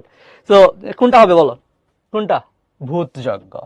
So Bhutayajna, according to your book, Bhutayajna বলতে আমাদের যে জগতের মধ্যে যে প্রাণীগুলো আছে, ঠিক আছে, মানুষ ছাড়া যে প্রাণীগুলো আছে তাদের যখন আমরা কি করব? সেবা যত্ন করব, তখন এই যজ্ঞটাকে, বা এই যজ্ঞ মানে কর্ম, যজ্ঞ মানে কর্ম, ঠিক আছে, এই কর্মটাকে কি বলা হয়? ভূতযজ্ঞ বলা হয়, ঠিক আছে। আশা করি সবাই বুঝতে পারছো, খুবই ইম্পর্টেন্ট কথা। ওকে, তারপরে, how did lord Vishnu incarnate and subdue the demon king Hiranyakashipu? How did lord Vishnu, so lord Vishnu কিভাবে ইনকার্নেট, নবজন্ম মানে অবতার হিসেবে আমাদের পৃথিবীতে আসছেন এবং হিরণ্যকশিপুকে, দানব হিরণ্যকশিপুকে হত্যা করছে কিভাবে বলতো? নরসিংহ, নরসিংহ রূপে উনি হত্যা করছে, ঠিক আছে। ওকে, আসলে হত্যা যে রং ওয়ার্ড, আমরা ন্যায়, ন্যায় প্রতিস্থাপন করছে বলতে পারি। The philosophical doctrines of Brahmasutra, ব্রহ্মসূত্রের ফিলোসফিক্যাল যে ডক্ট্রিনস গুলো আছে এগুলা কি? আমরা দেখো তো কোনটার সাথে মিলে। মনোইথিজম অ্যান্ড স্পেশাল মনোইথিজম, ইয়েস। বেদাইজম অ্যান্ড অভেদাইজম, ভেদ, নট বেদ, হ্যাঁ, ভেদ, ভেদ মানে পার্থক্য, পার্থক্য, কোনো পার্থক্য নাই, মিল, হ্যাঁ। আবার বেধা অবেধাজম। হ্যাঁ, সো অ্যাকচুয়ালি এই দুটো সেম, ঠিক আছে, এবং এইটাও ব্রহ্মসূত্রের মধ্যে বলা আছে। সো রাইট আনসার কি হবে বলতো? 1, 2 and 3, ঠিক আছে। তারপরে যদি কারো কোনো কথা থাকে অবশ্যই আমাকে জানাবা। খুবই সুন্দর একটা প্রশ্ন ছিল এটা, এবং এটা কই আসছে? যশোর বোর্ড 23-এ রিসেন্টলি আসছে। আচ্ছা, এরপরে what is it called to be still and happy? Still and happy, ঠিক আছে, স্থির হয়ে সুখে থাকা। হ্যাঁ, কোন কোন ক্ষেত্রে বলা যায়? আসন, প্রাণায়াম, প্রত্যাহার, ধারণা। নট ধারণা, নট প্রত্যাহার। ওকে, প্রত্যাহারে আমরা আসলে সবকিছু ছেড়ে দিই, কোনো চিন্তা ভাবনা করি না, তো সুখের অনুভূতি করতে পাবো। সো এখানে কি হবে? প্রাণায়ামও হবে না, শ্বাস প্রশ্বাসের মধ্যে আসলে আমরা একটা কাজের মধ্যে ব্যস্ত থাকি, অনুভূতি নেওয়ার আসলে সময় নাই। আসনের মধ্যে থাকতে পারে, কারণ তখন একটু মাইন্ডটা একটু ইয়ে থাকে এবং আমরা কর্মচঞ্চলও থাকি, ঠিক আছে। মানে আসন মানে একটু শারীরিক একটা ভঙ্গি। ওকে, সো ওই সময় আমরা কিছু করি, এবং যখন আমরা করি তখন আমরা ওই কাজের মধ্যে একটু এটলিস্ট একটু হলেও চিন্তা করি, তাই না? বাট এই চিন্তাটা সুখের হয়, ঠিক আছে, অ্যাকর্ডিং টু এর বুক, এবং আমরা এটা ফিল করি, তাই না? আচ্ছা, এরপরে at what age does brahmacharya life begin? আমি অলরেডি শুরুতেই বলছি 5 বছরে। Okay, next, the ideal of Satsang, Satsang. হ্যাঁ, সৎসঙ্গের আদর্শ কি বলতো? Living scientifically, seeking the welfare of the society through one's efforts, giving peace to people through love. সবগুলাই তো, আমি তো দেখি সবগুলাই। তোমাদের কি ধারণা বলো? এবার আচ্ছা, জানো ধারণাতে কি হয়? ধারণাতে আমরা ঈশ্বরের চিন্তা করি, ঠিক আছে। মানে আমরা যখন সব আসন নিয়ে বসি, আমরা সাথে সাথে তো সমাধিতে যাইতে পারি না। ওকে, সো আমিও যখন ধরো যখনই সময় পাই এই অ্যাটলিস্ট যোগের চেষ্টা করি। সমাধিতে আসলে যাওয়ার আমি কখনো চেষ্টা তো করি, বাট হয় না। ওকে, অ্যাটলিস্ট অ্যাকর্ডিং টু বুকস যে লেভেলে যাইতে হয়, ঠিক আছে, এত মানে দুনিয়ার সাথে ডিটাচড থাকা আমার পক্ষে সম্ভব না, তোমাদেরও আসলে অনেকের পক্ষে সম্ভব না, ঠিক আছে। সো সমাধির মধ্যে, সমাধির আগের যে পার্ট, এটা হলো ধারণা। ধারণাতে আমরা ঈশ্বরের চিন্তা শুধু করি, ঠিক আছে। ওকে, অনেকে ওম জপ করতে থাকে, তাই না? ওকে, সায়ান, এটা বারবার প্রশ্ন বুঝি নাই তোমারটা। হ্যাঁ, ওকে, সো সৎসঙ্গের ব্যাপারটা আমি এখানে বলছি। সায়ান একটা কোয়েশ্চেন করছো কিনা, নাকি একটা ওয়ার্ড লিখছে আমি বুঝি নাই। সো আরেকবার একটু লিখো এলাবোরেটলি। আশা করি অর্ণব তুমি ধারণার আইডিয়াটা পাইছো, ঠিক আছে, ধারণা পাইছো তুমি, আই হোপ। হ্যাঁ, কাইন্ডলি জানাই দিও। খুব সুন্দর একটা ব্যাপার, ধারণা। ওকে, ওকে, আচ্ছা, Pranay Babu urged people of all castes in Hindu society to participate in Harinam. He thinks Harinam can make the world better. On the other hand, Dulal Babu works by giving up all desires. ঠিক আছে? He surrenders the results of all actions at the Lord's feet. That means এখানে কি ঘটছে বলতো? দুইজনে মানে দুই ধরনের কাজ এখানে করছে, দুইটাই ভালো কাজ, কোনোটাই খারাপ না। সো এখানে কোয়েশ্চেন কি চাইছে এটা একটু দেখি। Pranay Babu is the epitome of which great man? Pranay Babu কি করছে আরেকবার একটু পরে, urge people of all caste in Hindu society to participate in Harinam. আগে শুরুতেই বলছি হরিনাম নেয়ার যে কথা, এটা কে বলছে? হরিচাঁদ ঠাকুর। ওকে, সব ঠাকুরকে আমরা ট্যাগর এইভাবে একটু অন্যভাবে লেখা না, TAKUR এইভাবে লিখলে কি হইতো? ঠিক আছে, আমরা ওই যে ব্রিটিশের দাসত্ব আমাদের এখনো শেষ হয় নাই, ওরা ঠাকুরকে ট্যাগর বলতো, উচ্চারণ করতে এমনি। ওকে, ঠিক আছে, দেন একই কি বলা যায় স্ট্যাম এখানে দেওয়া আছে। আমি কোয়েশ্চেনটা ডিরেক্টলি পড়ি। In the stimuli Dulal Babu's action is result of, Dulal Babu কি করছে দেখি তো, was giving up all desires, উনি সব আশা ছেড়ে দিচ্ছে পজিটিভ ওয়েতে। Okay, he surrenders the results of all actions at the lord's feet. Okay, so উনি সবকিছুই ঈশ্বরের পদতলে দিয়ে দিচ্ছে। ওকে, সব কিছু মানে ঈশ্বরের পায়ে সঁপে দেওয়া যেটাকে বলে, খুবই সুন্দর একটা কথা। যাই হোক, সো কি বলছে দেখি, action is a result of the officer feels in exhaustible happiness in his mind and soul. The officer is motivated to do his work himself. The officer's power to perish is awakened. তোমরা আমাকে বলো কোনটা হইতে পারে দেখি। The officer's power to perish is awakened, মানে এটা কেমন শোনায় না? হ্যাঁ বলো তো। অ্যাকর্ডিং টু মি এটা 1 and 2। সো আরেকবার একটু দেখি, এখানে একটু দেখি যে দুলাল বাবু কি করছে, সব মানে গিভিং আপ অল ডিজায়ার, উনি সব আকাঙ্ক্ষা ছেড়ে দিছে এবং সবকিছু ঈশ্বরের পায়ে সঁপে দিছে, ঠিক আছে। আচ্ছা, so in the stimuli Dulal Babu's action is as result of, হ্যাঁ উনি যে কাজটা করছে, এইটার ফলে, হ্যাঁ Dulal Babu's action is as result of the officer feels inexhaustible happiness in his mind and soul, yes। তারপরে হলো the officer is motivated to do his work himself, ঠিক আছে। সো সে নিজের কাজ নিজে করার প্রেরণা পায়, এটা বলতেই হবে, ওকে। তারপরে এখানে দেখি লাস্টের কথাটা খুবই মানে আসলে অকার্ড, যেমন the officer's power to perish is awakened, ঠিক আছে। সো এইখানে খেয়াল করো যে উনি তার যে সিন বা পাপ বিনষ্ট হওয়ার যে ক্ষমতা, ঠিক আছে, এটা জাগ্রত হয়, ওকে, বা জেগে ওঠে। সো এটার কথা তো আসলে এখান থেকে আমি কোনো ভাইব পাচ্ছি না। সো অ্যাকর্ডিং টু বি 1 আর 2 রাইট আনসার হবে। তারপরে তোমরা বুঝতে পারছো কিনা কাইন্ডলি একটু জানাই দাও, আমার রিজনিংটা ক্লিয়ার কিনা কাইন্ডলি একটু জানাই দাও। Okay okay, thank you. Next আমরা এখানে একটু আসি, man performs pitriyajna, okay. So pitriyajna কেন পারফর্ম করে? By serving parents, through devotion to parents, by serving the dikshaguru, okay, বা কি দীক্ষাগুরু যেটাকে বলে, ঠিক আছে। সো খেয়াল করো, আমরা পিতৃযজ্ঞ, যজ্ঞ আমি আগেও বলছি, যজ্ঞ মানে কর্ম, ঠিক আছে। যজ্ঞ মানে এমনি বসে আগুন জ্বালায়া সবসময় যেমনই হইতে হবে না, কর্মের মাধ্যমে যজ্ঞ করা যায়, okay. So good Indranil, thank you. আচ্ছা, সো যজ্ঞের ক্ষেত্রে আমরা যদি এখানে একটু দেখি যে কিসের মাধ্যমে আমরা মানে পিতৃযজ্ঞ করতে পারবো? সার্ভিং প্যারেন্টস, ইয়েস অবশ্যই। Through devotion to parents, yes, আমি যখন সার্ভ করবো অবশ্যই আমার ডেভোটি হইতে হবে, পিতামাতার প্রতি ডেভোটি হইতে হবে, ওকে। সো 1 আর 2 হবে by serving the dikshaguru no. So at least পিতৃযজ্ঞের মধ্যে দীক্ষাগুরুর কথাটা আসে না, গুরু আলাদা পিতামাতা আলাদা, ওকে, দুইজনই ইম্পর্টেন্ট নিঃসন্দেহে। আচ্ছা, the duration of each of the 4 ashrams of human life is captured by, বলতো, the duration of each of the 4 ashram of human life is captured by 25 years, আগেই বলছি, ওকে। প্রত্যেকটাই 25 বছর করে সময় নেয়, ঠিক আছে। Okay, next, who made earth nectarine and pleasant by ploughing the earth, okay. So আমাদের এই পৃথিবীকে কে কাইন্ড অফ কি বলা যায় যে সুজলা সুফলা, হ্যাঁ উর্বর কে করছে? তো দেখি বুদ্ধ, পরশুরাম, শ্রীরামচন্দ্র না, বলরাম, ঠিক আছে। বলরামের আরেকটা নাম হইল হলধর। হল কি জিনিস? হল হইল এই যে যে কাঠের স্ট্রাকচার বা ধরো লোহারি স্ট্রাকচার, এটার মাধ্যমে আমরা জমিটাকে চিড়ে দেই, ঠিক আছে, ওকে।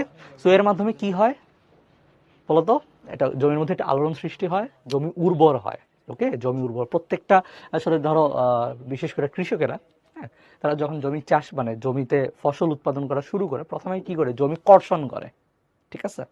সো ওই কি বলা যায় আইডিওলজি নিয়ে যে অবতার আমাদের মধ্যে ছিলেন সেটা হইল বলরাম, এবং এর বাইরে ওনার অনেক পাওয়ার ছিল, হ্যাঁ, এটা ওনার অনেকগুলা কাজের মধ্যে একটা কাজ।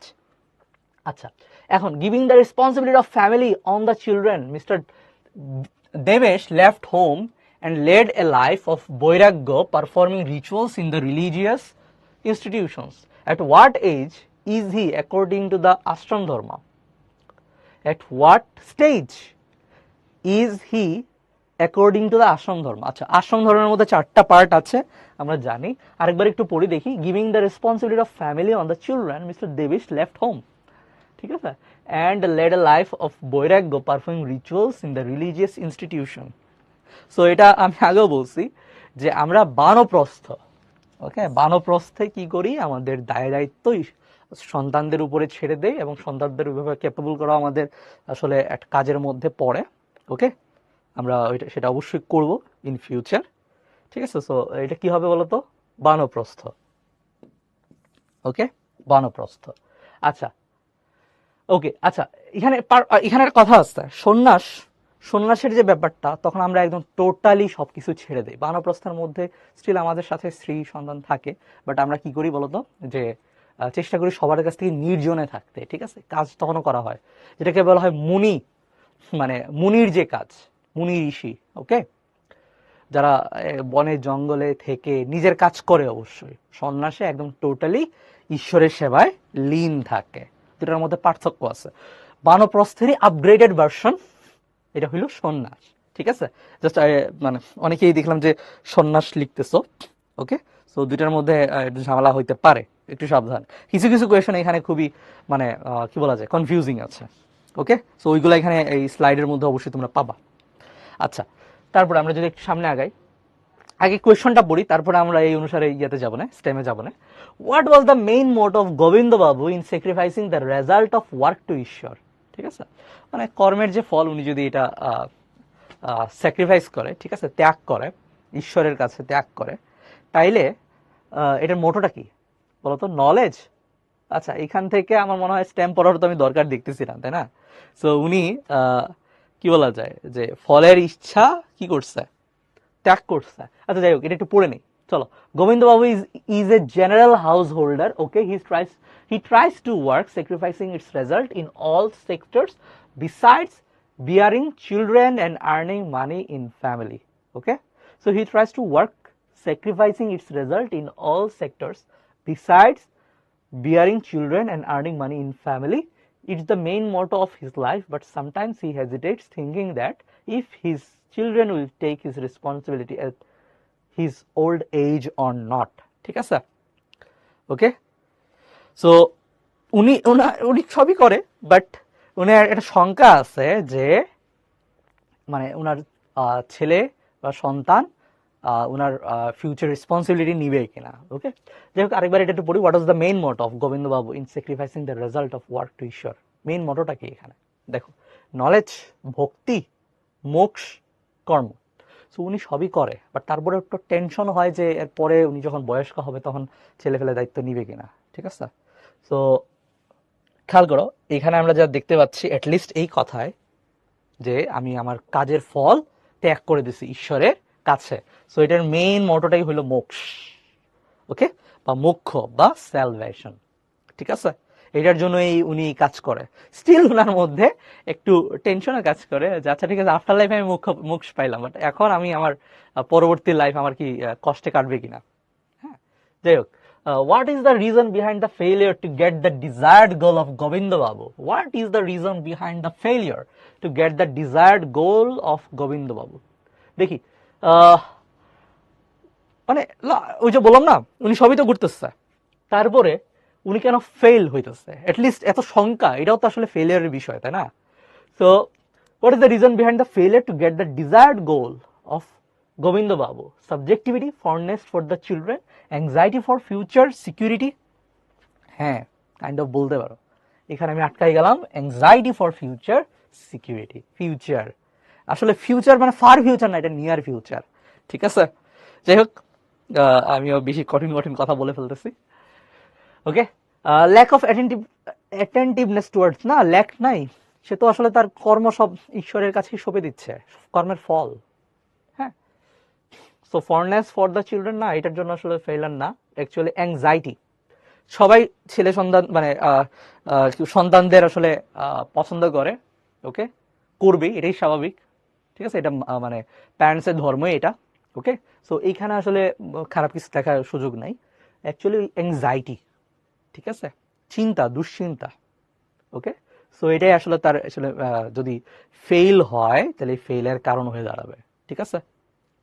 ওকে, এখন কিছু আমরা সিকিউ নিয়ে এখানে আলোচনা করব, ওকে। এখানে আমরা কিছু সিকিউ নিয়ে আলোচনা করব, যেমন হোয়াট ডাজ মনোইথিজম মিনস? মনোইথিজম মিনস যে গড ইজ ওয়ান, হ্যাঁ, আমাদের ঈশ্বর এক এবং অদ্বিতীয়, ঠিক আছে, ইউনিক, ওকে। তারপরে what is the meaning of the word yoga? Yoga মানে সংযোগ, কানেকশন, ওকে। কিসের কানেকশন? আত্মার সাথে পরমাত্মার কানেকশন, ঠিক আছে। যোগের 8টা স্টেপও আমরা এখানে বলে ফেলছি, okay. Who are called the gods and goddess? God and goddess কারা? যারা ঈশ্বরের বিভিন্ন শক্তির রূপ, ঠিক আছে, ঈশ্বরের বিভিন্ন শক্তির রূপ। আচ্ছা, হুই সেড টু পজেস দাহিকা শক্তি। দাহিকা শক্তি কার মধ্যে আছে? ওকে, তোমরা আমাকে জানাও তো দাহিকা শক্তি কার মধ্যে আছে? দাহিকা শক্তি মানে ধার্য করার ক্ষমতা কার মধ্যে আছে? অ্যাকর্ডিং টু ইয়ার বুকস, ঠিক আছে, বিভিন্ন ফিকশন থেকে বিভিন্ন সিরিয়াল থেকে বলতে যাইও না, তোমাদের বই অনুসারে দাহিকা শক্তি কার মধ্যে আছে? জানাও জানাও, তাড়াতাড়ি জানাও, খুব ইম্পর্টেন্ট কোয়েশ্চেন। অনেকে এটা ভুল করে, নিজের ইচ্ছা মতো বলে, ইচ্ছা মতো বলার এখানে সুযোগ নাই। জানাও জানাও। আচ্ছা, আমি বলে দিই, ব্রহ্মা, ঠিক আছে, ব্রহ্মা হইল দাহিকা শক্তি পজেস করে অ্যাকর্ডিং টু ইয়ার বুক। ওকে, সবাই জানতা কিনা কাইন্ডলি একটু জানাই দিও, মানে তাহলে বোঝা যাবে বইটা কত কত ভালো করে পড়ছো তোমরা। ওকে, আচ্ছা, তারপরে একাং সদ বিপ্রা বহুদা বদন্তি। ওকে, একাং সদ বিপ্রা বহুদা বদন্তি, এটা আগেও আমি বলছি, মনে আছে কিনা একটু কাইন্ডলি আমাকে জানাই দিও, ঠিক আছে। আর আগেরটার কোয়েশন আনসার এখনো দেও নাই, মানে কি তোমরা এটা শোনো নাই? দায়িকা শক্তি, আচ্ছা, পড়তে হবে। সো একাংশ বিপ্র বহুদা বদন্তি, সত্য এক, কিন্তু বিদ্বানগণ এটাকে বিভিন্ন ভাবে কি করে? প্রচার করে। ওকে, সত্য এক, বাট কি হয়েছে বলতো, যে আমাদের ইয়েস, ওকে, গুড গুড। সো খেয়াল করো, একাংশ বিপ্রা বহুদা বদন্তি, এটা গত লেকচারে আমি বলছি, এটা খুবই স্ট্রং একটা স্টেটমেন্ট, যে সত্য এক, বাট জ্ঞানীরা এটাকে বিভিন্ন ভাবে প্রচার করে, ঠিক আছে। ওকে, এবং এটা নেগেটিভ দিকও আছে, পজিটিভ দিকও আছে। নেগেটিভ দিকটা আসলে এখনকার যুগে প্রকট হয়ে দাঁড়াইছে। আচ্ছা, তো একাংশ বিপ্রা বহুদা বদন্তি, in which book it is said, কোন বইয়ে এটা লেখা? ঋগ্বেদে, ঠিক আছে, এটা ঋগ্বেদে এটা লেখা। সো এটা মনে রাখো, what is meant by concept. Okay, what is meant by concept, আসলে এখানে ব্র্যাকেটে ধারণা লেখা উচিত ছিল, তোমাদের বইও দেখছি কনসেপ্ট, মানে কনসেপ্টের পাশে ধারণাও লেখা আছে, এটাও থাকবে আই হোপ। যাই হোক, ধারণার ব্যাপারটা একটু আগে অর্ণব মনে হয় জিজ্ঞেস করছিলাম, আমি বলছি, তারপরে একটু বলে দিই। ধারণার ব্যাপারে আমরা কি করি? আমরা যখন প্রত্যাহার শেষ করি, ওকে, প্রাণায়াম, দেন আরো কতগুলো স্টেপস আছে, তাই না, এরপরে প্রত্যাহার, সবকিছু আমরা যখন ছেড়ে দিই, তারপর আমরা ঈশ্বরের চিন্তা করি। ওকে, চিন্তা করতে করতে ঈশ্বরের চিন্তায় যখন একদম লীন হয়ে যায়, টোটালি একদম ঈশ্বরের ডেভোটি হয়ে যায়, ওকে, সবকিছুতেই, তখন আমরা সমাধিতে চলে যাই, ঠিক আছে। তো সমাধির আগের পার্ট হইল কনসেপ্ট, ধারণা। আচ্ছা, হোয়াট ইজ মেন্ট বাই প্রাণায়াম? প্রাণায়াম মানে শ্বাস প্রশ্বাস নেয়ার যে নিয়ম, ওকে, এটা হইল প্রাণায়াম, ঠিক আছে। সো শ্বাস প্রশ্বাস নেয়া এবং এটার গতি, হ্যাঁ, এটার স্ট্রাকচার, ওকে, এই কনসেপ্টের নামই হইল প্রাণায়াম। আচ্ছা, what is God offered consumer goods? God offered consumer goods, হ্যাঁ। সো খেয়াল করো, ওয়াই, আচ্ছা আমি ওয়ার্ড বলতেছি, আমিও বলার পর আমি বললাম আচ্ছা ঠিক আছে, হোয়াট ইজ, তাহলে এটা কেমন হলো? Why is God offered consumer goods, ঠিক আছে। সো আমরা ঈশ্বরকে কেন ভোগ্য পণ্য বা ভোগ্য বস্তু নিবেদন করা হয়, ঠিক আছে, বলতো কেন হইতে পারে? কৃতজ্ঞতার জন্য। ওকে, আমরা ধরো যে খাবার বা ধরো ফুল, এগুলা দিয়ে আমরা আমাদের ভালোবাসা ব্যক্ত করি। ওকে, আমি বলে ফেললাম তোমাকে ভালোবাসি, বাট আমরা কাজের মাধ্যমে দেখাইলাম না, তাহলে তো হয় না। আমরা যখন কিছু করি, আমাদের ধরো, হ্যাঁ ঠিক আছে, আমাদের মনে এটা আছে, ওকে, বাট আমি এখানে বললামও না, কিছু করলাম না, ঠিক আছে। সো আস্তে আস্তে এটা ফেড হয়ে যায়, এবং এটা মানুষের মধ্যে এটা আছে, এই গুণটা আছে, এই ধরনের ধর্ম মানুষের মধ্যে পাওয়া যায়। সো তখন আমাদের কিছু করতে হয়, ঠিক আছে। আমরা যে কৃতজ্ঞ এটা বোঝানোর জন্য আমরা কিছু কাজ করি। যেমন ভগবানের ক্ষেত্রে যদি আমি বলি, আমরা ফুল, বেলপাতা এগুলা সংগ্রহ করে পূজায় ইউজ করি, তাই না। দেন খাবার নিবেদন করি, কারণ কি, খাবার আমাদের জন্য অনেক ইম্পর্টেন্ট, এর বাইরে আরো অনেক কিছু যেগুলো আমাদের কাছে ইম্পর্টেন্ট, এগুলো কি করি, নিবেদন করি, ঠিক আছে। কিন্তু কোনো কিছু তো ঈশ্বর নেয় না, কোনো কিছু তো ঈশ্বর নেয় না, বাট এটা আমাদের প্রেম স্বরূপ, আমাদের কৃতজ্ঞতা স্বরূপ আমরা কি করি, এই বস্তুগুলো নিবেদন করি। এটার মধ্যে কোনো খারাপ কিছু নাই, ঠিক আছে, এটার মধ্যে কোনো খারাপ কিছু নাই। এটা হলো ওই যে বললাম না, নানা মানে কি বলা যায়, তোমার একাংশত বিপ্রা বহুধা বদন্তি, ঠিক আছে। সো ওই কনসেপ্টেই অথবা শ্রীকৃষ্ণের যে কথা অনুসারে যে অনেকেই আমাকে অনেকভাবে ভজনা করে, ঠিক আছে। সে যেভাবে আমাকে ভজনা করুক আমি তাকে সেভাবেই কি করি বলতো, অনুগ্রহ করি, তাই না। যাই হোক, খুবই স্ট্রং কিছু কথাবার্তা। আচ্ছা, এখন এখানে লাস্ট একটা কোয়েশ্চেন এখানে দেয়া আছে, সেটা হলো আসন। আসন জিনিসটা কি, ঠিক আছে। আসন হইল অ্যাকর্ডিং টু এর বুক, এই দুটা কথা বলবা, এটা এমসিকিউতে ছিল। এটা হইলো বলতো স্থির হয়ে সুখে বসে পড়া বা অধিষ্ঠিত হওয়া, ঠিক আছে। একদম স্টিল, তোমার পোস্টারটা থাকবে স্টিল মানে স্থির, এবং তোমার মধ্যে সুখের অনুভূতি থাকতে হবে, ঠিক আছে। খুবই দুঃখে কষ্টে না, ইচ্ছা নাই, তারপরে স্ট্রং একটা আসন পেতে তুমি বসে আছো, এটা হইলে হবে না। ওকে, এই জিনিসটা একটু মাথায় রাখতে হবে, ঠিক আছে। আই হোপ সবাই বুঝতে পারছো এটা। ওকে, যদি ক্লিয়ার থাকে কেন একটু জানাইও। আচ্ছা, এরপরে স্মৃতিশাস্ত্র, এটা আমি অলরেডি বলে ফেলছি। ওকে, অনেকগুলো শাস্ত্রের নামও আমি এখানে বলছি, মনুসংহিতা, পরাশর সংহিতা, তারপরে হলো যাজ্ঞবল্ক সংহিতা, হ্যাঁ। তারপর সো এগুলার উৎপত্তিটা কি, বই আসলে এটা নিয়ে ডিটেলসে বলা নাই, তারপর আমি বলছি যে স্মৃতি থেকে, ওকে, যখন জ্ঞানগুলা সঞ্চারিত হইতেছিল তখন কেউ একজন এটা লেখার মানে লেখা স্টার্ট করছে, হ্যাঁ, বা জ্ঞানটাকে ধরে রাখা স্টার্ট করছে, ঠিক আছে। সো এই কারণে এই শাস্ত্রগুলাকে, বেদের পরে যে শাস্ত্র, ওকে, ইন্টারিম যে শাস্ত্রগুলো আছে, কয়েকটা শাস্ত্রকে স্মৃতিশাস্ত্র হিসেবে বলা হয়, হ্যাঁ। ওকে, দেখ, তারপর তোমরা তোমাদের বইয়ের কথাগুলো ফলো করবা। আচ্ছা, রেশনাল জাজ ব্লাসফেমি, ওকে, রেশনাল জাজ ব্লাসফেমি টু দ্য পিপল, এটা কি বুঝায় বলতো। রেশনাল জাজ ব্লাসফেমি, দ্যাট মিনস যুক্তিহীন বিচারে ধর্মহীন, হ্যাঁ। সো খেয়াল করো, আমরা আমরা যদি এখানে একটু চিন্তা করি যে মানে এটার কথার অর্থই হইল যে যুক্তিহীন বিচারে, আমরা যখন একটা বিচার করব বাট এটা হবে যুক্তিহীন, ওকে, আমরা জাস্ট আমাদের ক্ষমতার প্রদর্শন করছি, টাকা পয়সার প্রদর্শন করছি, তখন এখানে কি ধর্মের হানি ঘটে, ঠিক আছে, ওখানে ধর্ম বিলুপ্ত হয়। ওকে, সো সবকিছুর মধ্যে একটা যুক্তি থাকবে, কেন করতেছি, কি কারণে করতেছি, just go with the flow, এমন হইলে হবে না, ঠিক আছে। খুবই স্ট্রং একটা কথা এখানে বলা হয়েছে। দেন আমরা যদি দেখি ক্ষীণ পুণ্যে মর্ত লোকং বিশন্তি, হ্যাঁ, ক্ষীণে পুণ্যে মর্ত লোকং বিশন্তি। ওকে, সো এটা কি বুঝাইছে, এটা একটা গীতার একটা শ্লোক। ওকে, এইখানে যার অর্থ হইল পুণ্য যদি ক্ষয় হয়, ওকে, সো পুণ্য যদি ক্ষয় হয়, যেমন এখানে কি বলছে, ক্ষীণ পুণ্যে, মানে পুণ্য যদি ক্ষয় হয় তখন মানুষ আরেকবার মর্তে কি হয়, অবতরণ করে, ঠিক আছে। সো এইখানে আরেকবার যে পুনর্জন্মের যে ব্যাপারটা আছে মানুষের মধ্যে, আমরা হিন্দু ধর্মে এটা বিশ্বাস করি, ওটার কথা এখানে বলা হয়েছে। ওকে, সো যেমন তোমার যদি পুণ্য যদি ক্ষয় হয়, ওকে, বিভিন্ন কারণে এটা হইতে পারে, যেমন বিশেষ করে যখন কর্মের ফল আমরা যখন চাই, ঠিক আছে, তখন কি হয়, আমাদের পুনর্জন্ম হওয়ার একটা সম্ভাবনা থাকে, ঠিক আছে, সকাম কর্ম যেটাকে বলে। ওকে, তো সকাম কর্মে খেয়াল করো, তুমি সকাম কর্ম যখন তুমি করবা, ঠিক আছে, ভালো কাজই করছো, গুড। সো এটার জন্য তুমি স্বর্গ প্রাপ্তি তোমার হবে according to our religious books, ঠিক আছে।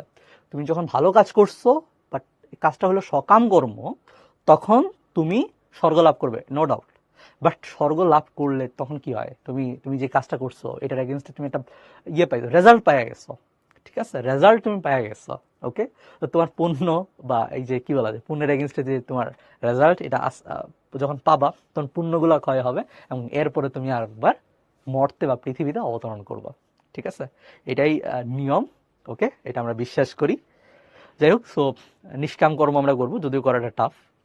আচ্ছা, এরপরে দেখি what do you mean by pratyahar. প্রত্যাহার মানে কি? প্রত্যাহার মানে আমরা যখন ওই যে সমাধির আগে, হ্যাঁ, আমরা যখন সমাধির আগে ধারণা, এর আগে হলো প্রত্যাহার। প্রত্যাহার আমরা কি করি, যত কাজ আমরা করতেছিলাম, ওকে, চিন্তা থেকে শুরু করে বাকি সবকিছু আমরা ছেড়ে দিব বা প্রত্যাহার করব, ঠিক আছে।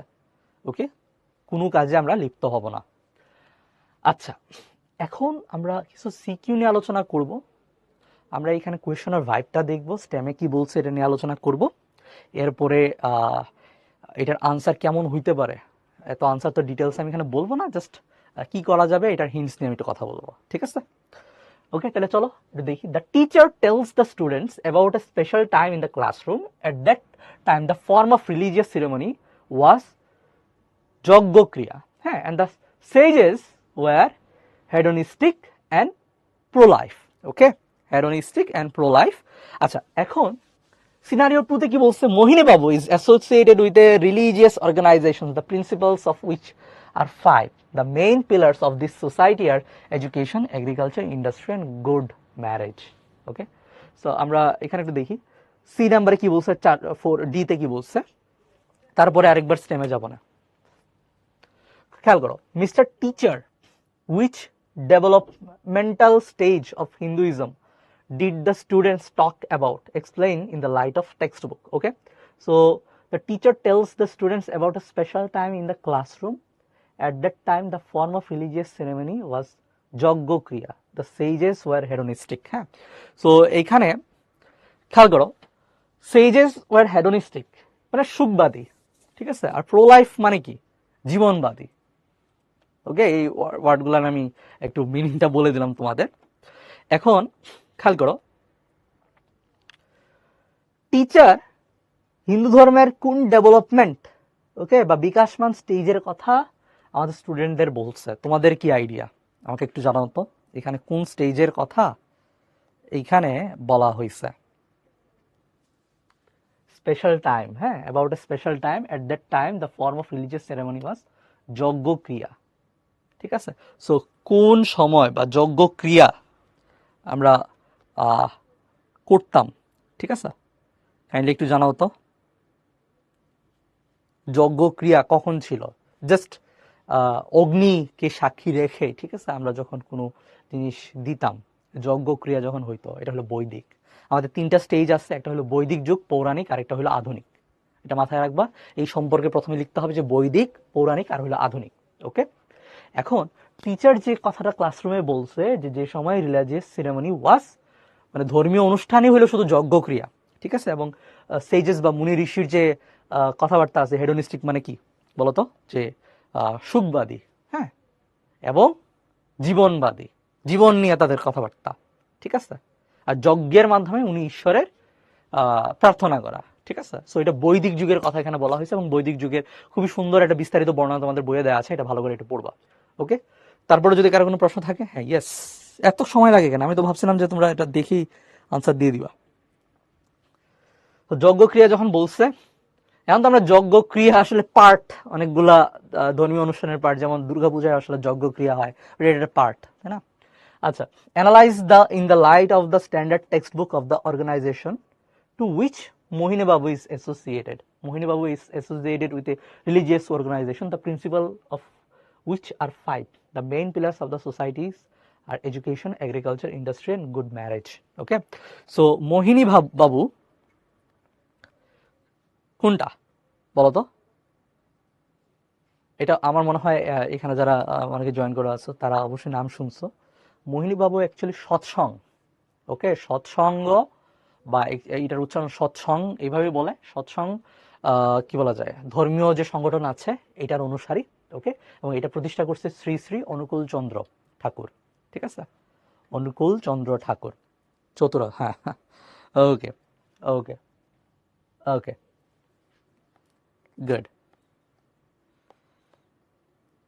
ঠিক আছে, আশা করি সবাই বুঝতে পারছো। ওকে, শ্রেষ্ঠ বুঝছো কিনা জানাও, শ্রেষ্ঠ বুঝছো কিনা এনে জানাও, এখানে কনফিউশন থাকলে কিন্তু ঝামেলা। ওকে, সো সৎসঙ্গের ব্যাপারটা যদি একটু বলি, এখানে হইলো ধর্ম কোনো অলৌকিক ব্যাপার না যে হঠাৎ করে কোনো কিছু হবে, হ্যাঁ, ম্যাজিক হবে, এমন কিছু না।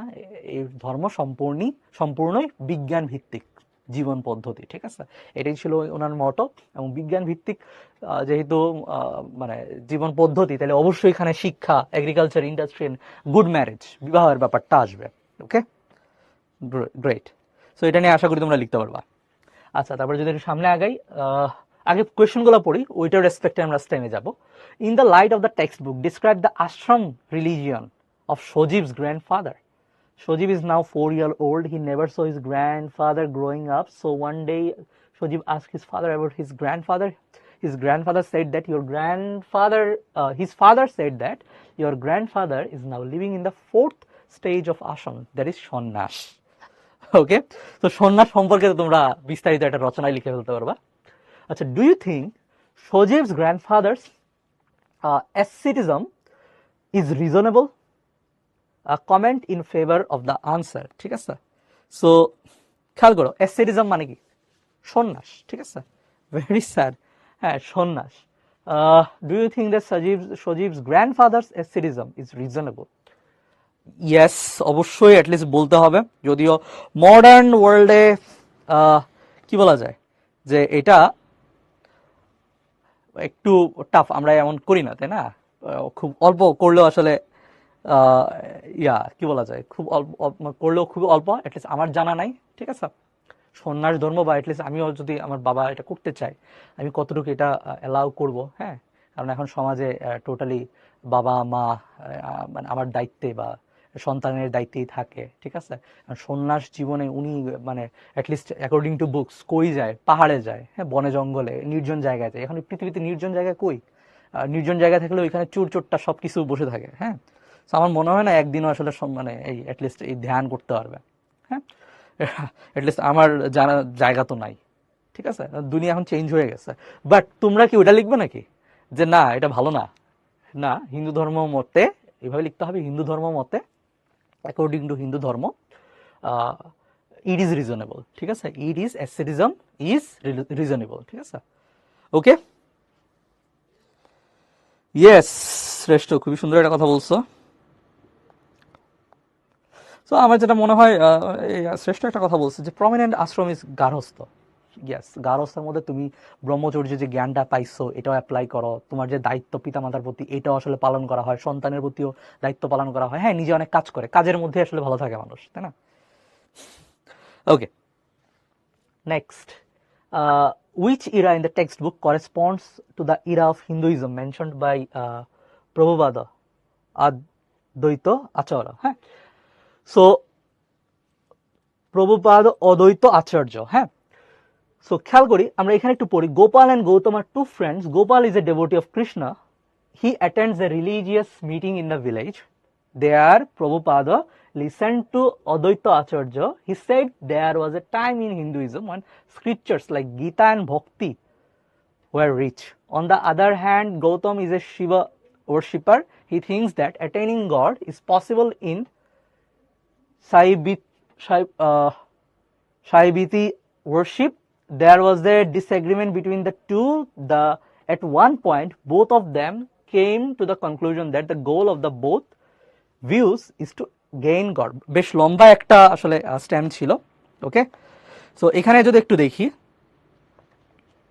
খেয়াল করো, আমি এই শৈবিতা না, এটা শৈব। হ্যাঁ, he thinks that attaining God is possible in শৈব worship. ঠিক আছে, শৈব, দেখ খুবই ওয়ার্ড ইংলিশ, আবারও বলতে হয়।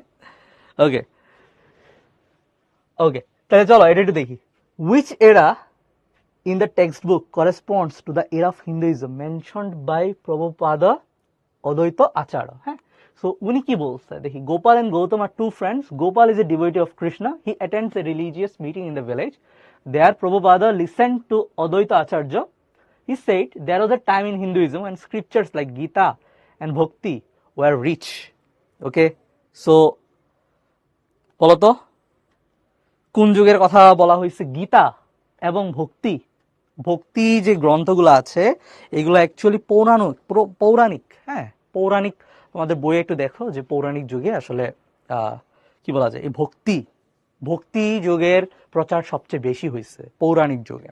ওকে, শ্রেষ্ঠ একটু আই থিঙ্ক তুমি বুঝছো, তুমি মডার্ন যুগ বলছো, এখানে মডার্ন যুগের কথা উনি বলছে দেয়ার ওয়াজ এ টাইম। সো উনি মডার্ন যুগে থেকে আগের কথা বলছে, সো মডার্ন যুগ তো অ্যাকচুয়ালি হবে না, তাই না? আচ্ছা, give an argument in favor of the statement as many ways as এটা সম্পর্কে তোমরা অনেক বলতেই পারবা, যত মত তত পথ। ঠিক আছে, ওকে, সো এইখানে খেয়াল করো,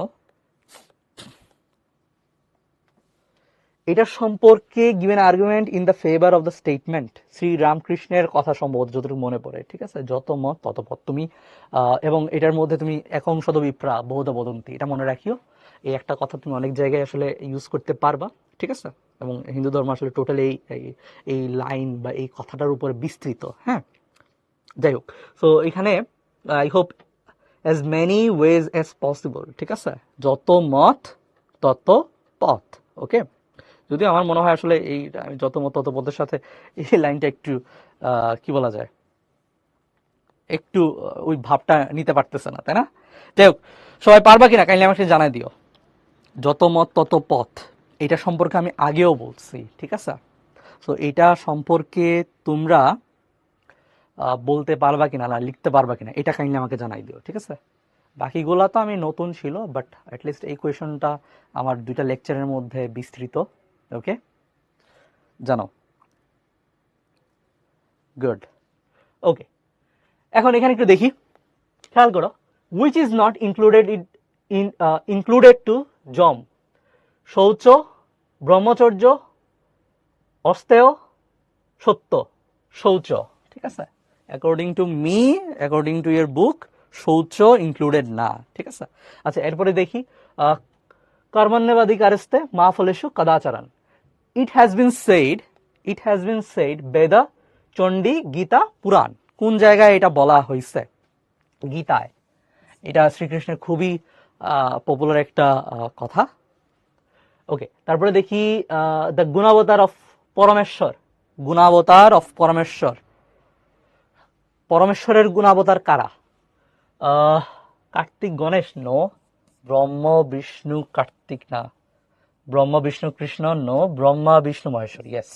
এটা আগে দেখলাম না কেন, ঠিক আছে, র্যান্ডমলি গেছিলাম, 4 নম্বরে আগে যেতাম তাহলেই ভালো হইতো। ব্রহ্মা, বিষ্ণু অ্যান্ড মহেশ্বর। ওকে, আচ্ছা, এরপরে who told about 4 caste, 4 caste সম্পর্কে কে বলছে? আমি আগেও বললাম যে প্রথমে অ্যাকচুয়ালি ধারণা দিছে কৃষ্ণ, ভগবান অর গড শ্রীকৃষ্ণ, ঠিক আছে, বাট এরপরে তো এটা বিকৃত হইলই। Next, what is the characteristics of Ayachak Ashram? Do not seek money from others, ঠিক আছে। অযাচকের মধ্যে মানে অযাচক, এটাও আসলে এটা মানে কমন একটা কথা, অযাচকের মতো চলে আসছে, ঠিক আছে। সো অযাচক হইল আমরা কারো কাছে টাকা চাইবো না, ঠিক আছে, কারো কাছে টাকা চাইবো না। ওকে, নেক্সট, ইন্ট্রোডিউসার অফ মথুয়া, কে মথুয়া যে কি বলা যায় রিচুয়াল গুলো আছে, ঠিক আছে, মথুয়া ধর্মের যে প্রবর্তক কে? Harichand Thakur. Okay, next, who is known as the speaker of Agama Shastra according to Shaiva view, according to Shaiva view কে আগম শাস্ত্রের স্পিকার বা প্রবক্তা? এটা গত লেকচারও ছিল আমার যতটুকু মনে পড়ে, শিব। ওকে, next, in which scripture has it been said that caste division is not based on birth rather on works? কোন জায়গায় বলো তো? শ্রীকৃষ্ণ যদি বলে থাকে তাহলে কোন জায়গায় বলবে? অবভিয়াসলি গীতায় বলবে। ওকে, সো একটার সাথে আরেকটা রিলেটেড। নেক্সট, ওকে, সো আমাদের বেশ লম্বা একটা লেকচার ছিল, সেটা হলো চ্যাপ্টার 2 এ। ওকে, সো এখন আমরা চ্যাপ্টার 3 নিয়ে আলোচনা করব। আমার মনে হয় 2 মিনিটের একটা ব্রেক নেই আমরা, জাস্ট 2 মিনিটস, ঠিক আছে। ওকে, এবং তোমরা 2 মিনিটসের ব্রেক জাস্ট পরে লেকচার শুরু করার জন্য আমিও একটু জল খাবো। তোমরা কাইন্ডলি আমাকে একটু জানাই দাও যে এতক্ষণ যা যা বললাম, হ্যাঁ, আমরা এখানে মেইনলি প্রিভিয়াস ইয়ারে কি ধরনের কোয়েশ্চেন আসছে, কিভাবে এটা ট্যাকল করব, এবং এটা কি আমাদের বই থেকে আমরা যেভাবে পড়ছি ওইখান থেকে আনসার করতে পারবো কিনা, এটা নিয়ে আলোচনা করছি। এবার কোন কোন জায়গায় ইম্পর্টেন্ট, ওকে, এবং কি কি ডিফিকাল্টিস তোমরা ফেস করতে পারো এটা আমি এখানে বলে দিচ্ছি। ওকে, সবকিছু বুঝতে পারছো কিনা কাইন্ডলি আমাকে জানাই দাও। সবকিছু বুঝতে পারছো কিনা কাইন্ডলি আমাকে জানাই দাও।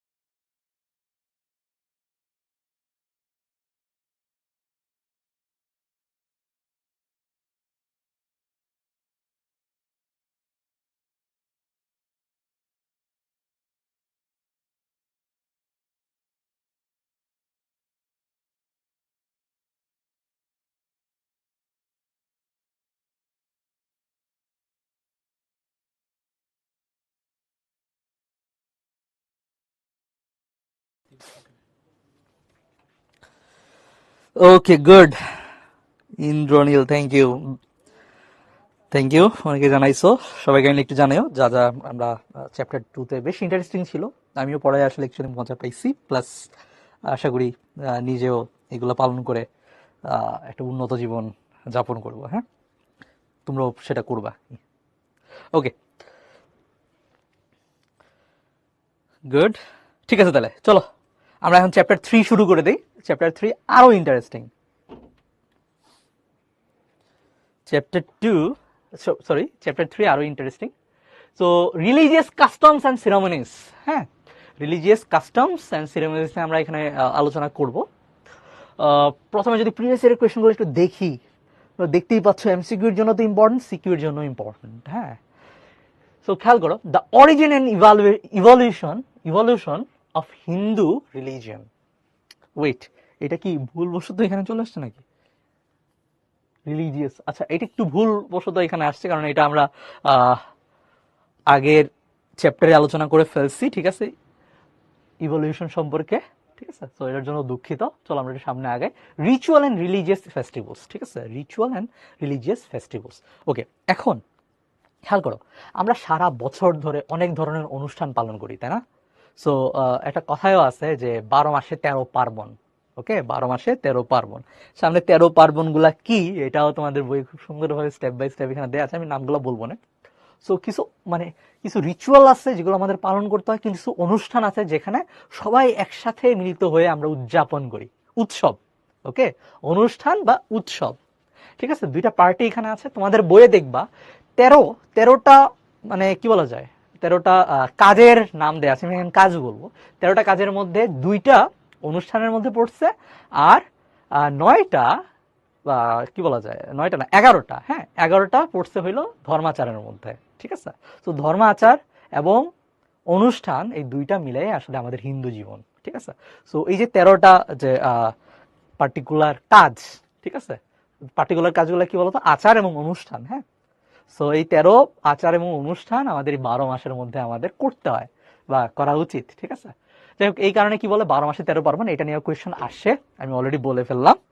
ওকে, সো ধর্মাচার এবং কি বলা যায়, ধর্মানুষ্ঠান। হ্যাঁ, তো দুটার মধ্যে মোটামুটি আমি একটা ডিফারেন্সও বলে দিছি। ধর্মাচার অ্যাকচুয়ালি আমাদের ডে টু ডে লাইফে জীবনের অংশ হিসেবে আমরা এটা করি, এবং অনুষ্ঠান অ্যাকচুয়ালি উৎসবের মতো, যেখানে সবাই মিলিত হয়ে আমরা একটা কাজ করি। ঠিক আছে, ওকে, আচ্ছা, বা বিশাল এটা সমাবেশ বলতে পারো। গুড, ইন্দ্রনীল, এই তো বললাম, আমি তো বললামই এটা অ্যাকচুয়ালি একটা ডিসকাশন সেশন, তাই না? আমার মনে হয় তুমিও ইন্টারেস্টেড ফিল করতেছো। ওকে, এটলিস্ট আমার কাছে আমার স্কুল লাইফের কথা যদি একটু বলি, এই ধর্ম ক্লাস আমার বেশ ভালো লাগতো। হ্যাঁ, ওকে, অনেক তোমরা জানো যে হিন্দু ধর্মে আসলে মার্কস, এটলিস্ট আমার কাছে মনে হচ্ছে মার্কস পাওয়া অনেক ইজি। ওকে, পার্টিকুলার কয়েকটা জিনিস মনে রাখলে এবং ওইভাবে বইয়ের মতো করে লিখলে আসলে অনেক মার্ক পাওয়া যায়। ঠিক আছে, পড়তে হবে। ওকে, বাট অনেক সময় হয় না, অনেক অনেক বেশি পড়েও অনেকে মার্ক ভালো পায় না, এমন যাতে না হয়। ঠিক আছে, যাই হোক, তো আমরা একটু সামনে আগে খেয়াল করো, রিচুয়াল এবং রিলিজিয়াস ফেস্টিভ্যাল আমরা এখানে বলছি, সেভারাল রিলিজিয়াস রাইটস। হ্যাঁ, এগুলো নিয়ে একটু কথা বলি। সেভারাল রিলিজিয়াস রাইটস নিয়ে একটু কথা বলি। যেমন ধরো সংক্রান্তি, ঠিক আছে, একটা হলো পৌষ সংক্রান্তি, আর আরেকটা হইলো চৈত্র সংক্রান্তি। অ্যাকচুয়ালি সংক্রান্তি আমরা কিসের জন্য পালন করি, এটা হইলো কাইন্ড অফ বলতে পারো যে পিতৃপুরুষের উদ্দেশ্যে, আমাদের যে বাপ দাদা, হ্যাঁ, যদি কেউ মারা যায় তাদের তর্পণ করি, যাতে তাদের আত্মার শান্তি হয়। ঠিক আছে, এবং এই সময় কি হয়, পুরান ঢাকায় আরো অনেক বড় উৎসব হয়, আমাদের বাসা বাড়িতে পিঠা উৎসব হয়, তাই না? যাই হোক, সো এটা একটা ধর্মাচারের মধ্যেই পড়ে, এটা করা উচিত, সবাইকে পালন করা উচিত। ওকে, তারপর হলো গৃহপ্রবেশ, নতুন ঘর যদি আমরা নির্মাণ করি তখন একটা পূজা দেই, এটা অনেকেই তোমরা করো। জামাই ষষ্ঠী, ওকে, এটা বিবাহিতদের মানে বিবাহিত পুরুষের জন্য। ওকে, তারপরে হইলো খেয়াল করো রাখি বন্ধন, এটা খুবই সামাজিক একটা অনুষ্ঠান। তারপরে হলো ভ্রাতৃ দ্বিতীয়া, ওকে, সো বা ভাইফোঁটা যেটাকে বলে আর কি, এটা খুবই খুবই মানে খুবই মজার এবং অবশ্য পালনীয় একটা আচার।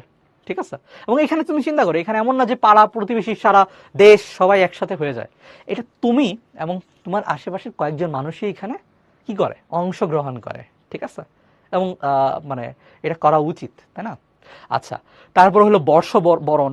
তারপরে ধরো এখানে এই ক্ষেত্রে এটা একটা অনুষ্ঠানের মধ্যেই পড়ে, ওকে, যদি বড় আকারে চিন্তা করি। বাট বর্ষবরণে আমাদের বাসায় আমরা পূজা দিই, ঠিক আছে? এটার জন্য যে আসলে সবাই একত্রিত হয়, বিশাল সারা বাংলাদেশ একত্রিত হয়তো এমন না। আমরা কিন্তু ধর্মীয় দৃষ্টিভঙ্গিতে বর্ষবরণটাকে দেখতেছি, ঠিক আছে? আচ্ছা, বিশেষ করে বাংলা সন, হ্যাঁ, আমরা বাংলা সনের অনুসারী। আচ্ছা, তারপরে হলো দীপাবলি। দীপাবলি বিশেষ করে শ্যামা পূজা বা কালী পূজা আমরা এটা করি। তারপরে হলো হাতে করি, বা ধরো আমরা যখন শিক্ষা জীবন শুরু করি, ঠিক আছে, তখন এটা আসলে এটা একটু মানে কাইন্ড অফ এই রিচুয়ালটা, রাইটসটা উড়ে গেছে। এটা এখন তেমন কেউ পালন করে না, বাট করা উচিত, ওকে। এটা অনেক ক্ষেত্রে আসলে অন্নপ্রাশনের সময় অনেকে করে ফেলে, দেখলাম। আচ্ছা, তারপর হলো নবান্ন, নতুন ধান যখন ঘরে ওঠে, হ্যাঁ, আমরা জাস্ট ওই উৎসব ওইটাকে পালন করার জন্য মানে ঈশ্বরের সন্তুষ্টির জন্য আমরা তখন একটা পূজা অর্চনা করি, ঠিক আছে, পিঠা বানাই বিশেষ করে। আচ্ছা, এরপরে হইলো এখন যদি আমি বলি অনুষ্ঠান, একটা হলো দোল যাত্রা, হ্যাঁ। এটা কি হয় বলতো, এটা এটা আমরা সবাই, ওকে, আমাদের পুরা গোষ্ঠী বা ধরো পাড়া প্রতিবেশী সবাই যারা আছে সবাই এটা অংশগ্রহণ করে। এটা খুবই উৎসব মুখর একটা কি বলা যায় অনুষ্ঠান, ঠিক আছে। তো এইখানে কি হয় বলতো, অ্যাকচুয়ালি আমরা রাধা কৃষ্ণের যে লীলা, ওইটাকে কি বলা যায়, ওইটাকে উদ্দেশ্য করে অনুরূপ একটা কি বলা যায় অনুষ্ঠান বা উৎসব আমরা পালন করি, ঠিক আছে। আচ্ছা, এরপরে লাস্ট আমার মনে হয় 13 নম্বরে আমি চলে আসছি, সেটা হলো রথযাত্রা, ওকে। রথযাত্রা রিসেন্টলি মানে হয়েছে বা হবে এমন কিছু। তো রথযাত্রায় আমরা কি করি বলতো, জগন্নাথ দেব, ওকে, যেটা বিষ্ণুরই আরেক রূপ, সো উনাকে উদ্দেশ্য করে আমরা সারা ধরো শহর ঘুরাই, যাতে কি হয়, মানে এটাই উদ্দেশ্য যে উনি যাতে সবাইকে দেখে, ওকে। সবাই অনেক সময় হয় না, অনেকে মন্দিরে যেতে পারে না, বাট রথযাত্রায় কি হয় বলতো, ঈশ্বর আমাদের সাথে বা আমাদের কাছে চলে আসে, ঠিক আছে। ওই কনসেপ্ট থেকে এই অনুষ্ঠানটা করা হয়, খারাপ না, হ্যাঁ। তো বেশ সুন্দর একটা অনুষ্ঠান, ঠিক আছে। ঢাকায় আসলে সবগুলো অনুষ্ঠানে আসলে পার্টিসিপেট করাটা টাফ, ঠিক আছে। যাই হোক, সো এখানে আমি 13টা পার্বণের কথা বলে ফেলছি। আই হোপ তোমরা 12 মাসে 13 পার্বণের যে কনসেপ্টটা আছে এটা ভালো করে বুঝতে পারছো। ওকে, তাহলে চলো একটু সামনে আগে। স্পিরিচুয়াল অকেশন এই যে যে দুইটা ছিল ওইটা আমরা এখানে বলে ফেলছি, okay. Then religious festivals and importance of religious festivals and rituals in family and social life. এইটা নিয়ে তোমাদের বইয়ে একটা পার্ট আছে, এটা ভালো করে পড়বা এবং এখানে নিজে মুখস্থ করার দরকার নেই, নিজে লিখবা যে প্রত্যেকটা এই যে 13টা অনুষ্ঠান এটা একটু মনে রাখিও, ওকে। সো এখানে কতগুলা যদি সবগুলা সিকুয়েন্সিয়ালি দেওয়াটা একটু টাফ হয়ে যেতে পারে, অ্যাটলিস্ট 3, 4, 5টা রিচুয়াল বা ফেস্টিভ্যালের কথা তোমরা একটু বলে ফেললা, ঠিক আছে।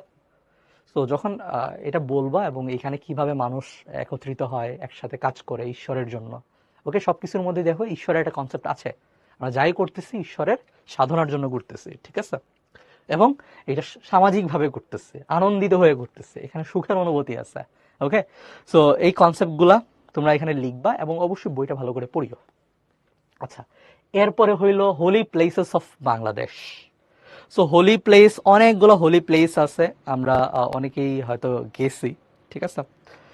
আহ, যেমন একটা একটা নাম আমি বলি, সুনামগঞ্জের যে জায়গা তাহিরপুরে যেটা আছে সেটা হলো পনার্থিত্ব। এটা এখানে অনেকেই যায় এবং কথিত আছে যে এর মাধ্যমে আসলে সকল পাপ মোচন হয়, ঠিক আছে।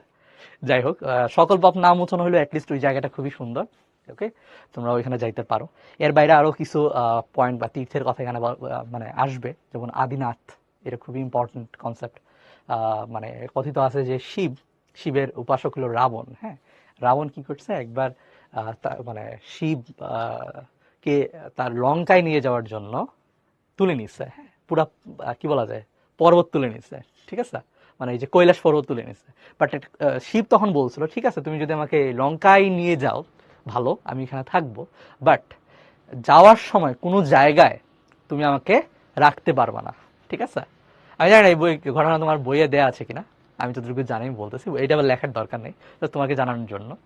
সেটা হইলো কৈলাস থেকে পুরা কৈলাস, ওকে, রাবণ তুলে নিয়ে আসার চেষ্টা করছিল, ঠিক আছে। তো শিব তখন বলছে ঠিক আছে তুমি আমাকে নিয়ে যেতে পারো লঙ্কায়, বাট তুমি কোনো জায়গায় রাস্তায় কোনো জায়গায় আমাকে মাটিতে রাখতে পারো না, তুমি যেখানেই রাখবা আমি ওইখানেই আমার আরেকটা রূপ, হ্যাঁ, স্থাপন করে দিব। সো দেখা গেছে যে ঠিক আছে, রাবণ সব মানে তার অনেক শক্তি, অনেক জ্ঞান, তো সে শিবকে তুলে নিয়ে আসছে।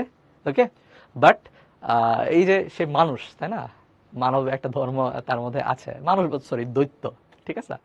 তো খেয়াল করো, তো দানব, তো তার মধ্যেও তাদেরও কি এই যে কি বলে প্রাকৃতিক ডাকে সাড়া দিতে হয়, তাই না, মানে মানে অ্যাকর্ডিং টু বুকস, আমি বানাই বলতেছি না।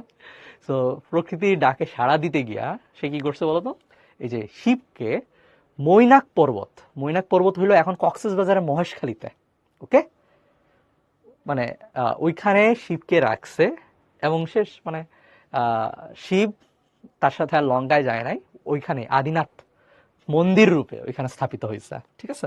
যাকে আশা করি তোমাদের কাছে এই ঘটনাটা ইন্টারেস্টিং মনে হয়েছে। ওকে, তো চলো আমরা একটু সামনে আগাই। হোলি প্লেস নিয়ে বললাম, এখন আমরা এমসিকিউ দেখবো, এবং এমসিকিউর মধ্যে অনেকগুলো হোলি প্লেসের কথা আসবে সামনে। ওকে, সো সবাই খুব মনোযোগ দিয়ে শুনবা।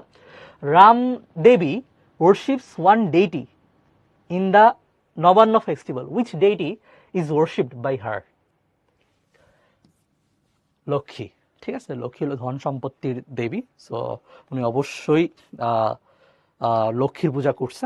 ওকে, দেন আমরা একটু সামনে আগাই। Dolyatra is held in which month? Dolyatra কোন মাসে আমরা পালন করি? ফাল্গুন, ফাল্গুন করি, এই যে প্রথমটাই তো ফাল্গুন, হ্যাঁ, ফাল্গুন মাসে আমরা দোলযাত্রা পালন করি, ঠিক আছে। আচ্ছা, গুড, নিজেও হ্যাঁ, ইন্টারেস্টিং ঘটনা। ওকে, ইম্পর্টেন্স অফ তীর্থ দর্শন। তীর্থ দর্শনের ইম্পর্টেন্স কি হইতে পারে বলতো? তীর্থ দর্শনে কি হয় আমি তো অলরেডি বললাম, আমাদের মনে অ্যাটলিস্ট পবিত্রতার একটা ফিল হয়, ঠিক আছে। ওকে, তারপরে দেখি এখানে কি বলছে, distinctions are forgotten, the mind is purified, okay, constriction is removed. So আমরা আমরা যদি এখানে চিন্তা করি যে ডিস্টিংশনস মানে পার্থক্য, ভেদাভেদ, হ্যাঁ, মানে কোনো কোনো মধ্যে মিল আছে, মিল নাই, হ্যাঁ, মানে কাইন্ড অফ খারাপ জিনিস খোঁজা, এই এই সব কিছু আসলে দূর হয়ে যায়, সব কিছুর মধ্যেই ভালো জিনিসের অনুভূতি হয়, হওয়া উচিত। এরপরে হইলো মাইন্ড ইজ পিউরিফাইড, এটা আশা করি বুঝি, এটাও হয়। কনস্ট্রিকশন ইজ রিমুভ, ঠিক আছে। সংকীর্ণতা মানে আমাদের মন সংকীর্ণ না, উদার হয়, ঠিক আছে। তো তিনটাই তো হয়, কোনটাই তো বাদ দেওয়ার মতো না। ওকে, আচ্ছা, social significance of rituals performed in temples. Distinction of caste and caste is abolished. Social significance of rituals performed in temples. মন্দিরে যখন আমরা সোশ্যাল কি বলা যায় যে রিচুয়ালগুলো পালন করি, এইটার মাধ্যমে কি হয় বলতো? এইটার মাধ্যমে distinction of caste and caste is abolished. মন্দিরের মধ্যে সবাই সমান, ঠিক আছে, সবাই ঈশ্বরের সামনেই দাঁড়ায়, প্রার্থনা করে। ওকে, এর ব্যক্ত হয় ঘটনা। আবার devotees feel joy in the heart, expands the mind. Yes, মন্দিরের মধ্যে অ্যাটলিস্ট বিশাল মন্দির, খুবই সুন্দর তার কারুকার্য, ওকে, মাঝখানে আছে দেবতা, এর বাইরে আর সবাই তার অনুসারী। ওকে, সো ওইখানে আসলে কোনো পার্থক্য থাকে না, মানে পার্থক্য থাকা উচিত না, বাট নর্মালি এখন পার্থক্য আবার অনেকে তৈরি করতেছে। ওকে, তারপরে অবশ্যই মনের মধ্যে সুখ অনুভূতি হয়, তারপরে হইলো মাইন্ড প্রসারিত হয়, ঠিক আছে। সো তিনটাই হবে। Renuka river is known by what name? Renuka নদী কোন নামে ডাকা হয় বলতো? গঙ্গা না, জাদুকাঠা, ইয়েস জাদুকাঠা। তারপরে পুনর্ভবা না, গোমতী না, গোমতী তো আমাদের কুমিল্লা অঞ্চলে আছে এখন। ওকে, সো এটা কি হবে? জাদুকাঠা। আচ্ছা, এরপরে when is Baisakhi celebrated? Baisakhi, Baisakhi কখন সেলিব্রেশন করা হয় বলতো? Last day of Falgun, Chaitra. Okay, last day of Chaitra, Chaitra মাসের শেষ দিনে আমরা বৈশাখী উৎসব পালন করি। ওকে, আচ্ছা, Orakandi pilgrimage site is located in which district of Bangladesh? Orakandi কোন জায়গায় আছে বলতো? এটা খুব বেশি পপুলার না, বাট ভালো, গোপালগঞ্জ, ঠিক আছে, গোপালগঞ্জ এরিয়ায় ওরাকান্দি। আচ্ছা, এরপরে what is the name of the religion practiced by Rohim? So what is the name of the religion practice? Rituals হবে practiced by Rohim. আচ্ছা, রথিনের কথা কই বলছে? আচ্ছা, এখানে কি ভুলবশত দিছে নাকি, মানে স্টেমটা আসে নাই, হ্যাঁ, স্টেমটা আসে নাই, দুঃখিত, ওকে, রথিন রিলিজিয়ন প্র্যাকটিস, দিওয়ালি তো এটা তো যদি আমি এখানে দিওয়ালি বলতে হয় তাহলে সে কি কাজ করছে এটার বেসিসে বলতে হবে, তাই না? তো এটার জন্য দুঃখিত, হয়তো বা মানে স্লাইডে স্ট্যাম্পটা আসে নাই। ওকে, তারপরে দেখি দিওয়ালি, গৃহপ্রবেশ, হাতে খড়ি, নিউ ইয়ার। নো, আমি কিছু বলতে পারতেছি না এখান থেকে। স্ট্যাম্প, এখানে স্ট্যাম্প ছিল অবশ্যই, স্ট্যাম্প ছাড়া এখানে বলা যাবে না। ওকে, সরি এটার জন্য। Next, what is the last day of Bengali month called? So Bangla কি বলা যায়, বাংলা মানে আমাদের বাংলা যে ক্যালেন্ডার আছে, পঞ্জিকা আছে, ওই অনুসারে শেষ মাসের শেষ, last day of Bengali month, হ্যাঁ। সো বাংলা মাসের শেষ দিনকে, ঠিক আছে, কি বলা হয়? বাংলা মাসের শেষ দিনকে আমরা কি বলি বলতো? সংক্রান্তি। ঠিক আছে, আগেও বলছি দুইটা সংক্রান্তি আমরা পালন করি, সব না। এটা হলো পৌষ, ওকে। সো পৌষ সংক্রান্তি আছে, তারপরে হইল চৈত্র সংক্রান্তি আছে, ঠিক আছে। সো এই দুইটা সংক্রান্তি কিন্তু আমরা পালন করি, ওকে।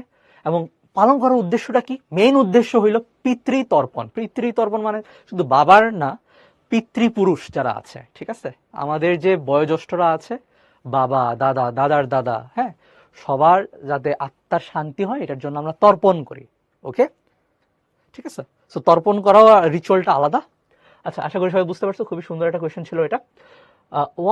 Which date does Rathyatra start? কোন দিনে আমাদের রথযাত্রা শুরু হয় বলতো? আষাঢ় মাসের শুক্লা দ্বিতীয়াতে। আষাঢ় মাস, এটা সবাই জানো, বৃষ্টি হয় রথযাত্রায়, তাই না? সো আষাঢ় মাসের শুক্লা দ্বিতীয়া তিথিতে, ঠিক আছে, তিথিতে কি হয়, আমরা রথযাত্রা শুরু করি, ঠিক আছে। তো আষাঢ় মাস সবারই মনে থাকার কথা, বাট শুক্লা দ্বিতীয়া এটা একটু মনে রাখিও। Bangladesh famous Rathyatra is held in which district? মানে আমাদের সবচেয়ে ফেমাস যে রথযাত্রা হয় এটা কোন ডিস্ট্রিক্টে হয়? সেটা হলো ঢাকার ধামরায়ে। যদিও আমি ঢাকাবাসী, আমি কখনো আসলে ঢাকায় রথযাত্রা উপভোগ করতে পারি নাই। আচ্ছা, হোয়াট ইজ সমাবর্তন? এটা আগেও ছিল, গত লেকচারেও ছিল। সমাবর্তন হলো আমরা যখন শিক্ষা দীক্ষা শেষ করি তখন গুরুর কাছ থেকে আমরা উপদেশ নিই যে সংসার জীবন কিভাবে শুরু করব, ঠিক আছে, বা কিভাবে আমরা জীবন যাপন করব। সো ওই উপদেশ যে রিচুয়ালের মাধ্যমে দেওয়া হয় এটাকে বলা হয় সমাবর্তন, ঠিক আছে।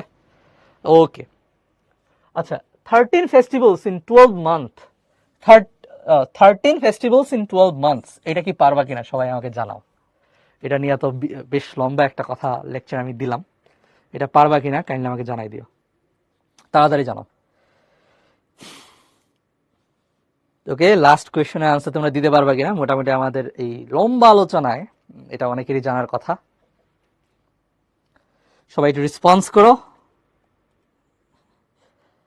12 মাসে 13 পার্বণ, তোমার তো বাংলা করতে বলি নাই, ঠিক আছে। এটা সম্পর্কে এক্সপ্লেনেশন তুমি দিতে পারবা কিনা? যদিও এটা অ্যাকচুয়ালি 2 মার্কের এখানে দেয়া আছে, বাট এটা সম্পর্কে আসলে 4 মার্কের কোয়েশ্চেন আসতে পারে, হ্যাঁ, এটা একটু সাবধান থেকেও। আমি জানি না সামনে আসছে কিনা, আমরা যখন সামনে সিকিউ গুলা দেখবো তখন বুঝতে পারবো। হ্যাঁ, গুড, থ্যাংক ইউ। কয়েকজন বলছো, বাকিরাও একটু রেসপন্স করো, সবার কথা আমি শুনতে চাচ্ছি এখানে।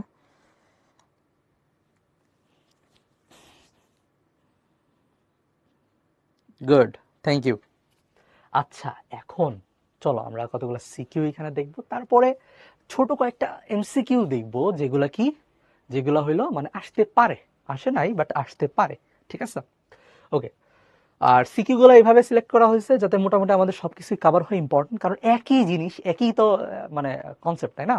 সিকিউ গুলো যেখান থেকে আসছে ঘুরায় পেঁচায় কতগুলো পার্টিকুলার টপিক থেকে আসছে, ঠিক আছে, ওই টপিকগুলো আমরা এখানে ইন্ডিভিজুয়ালি রাখছি।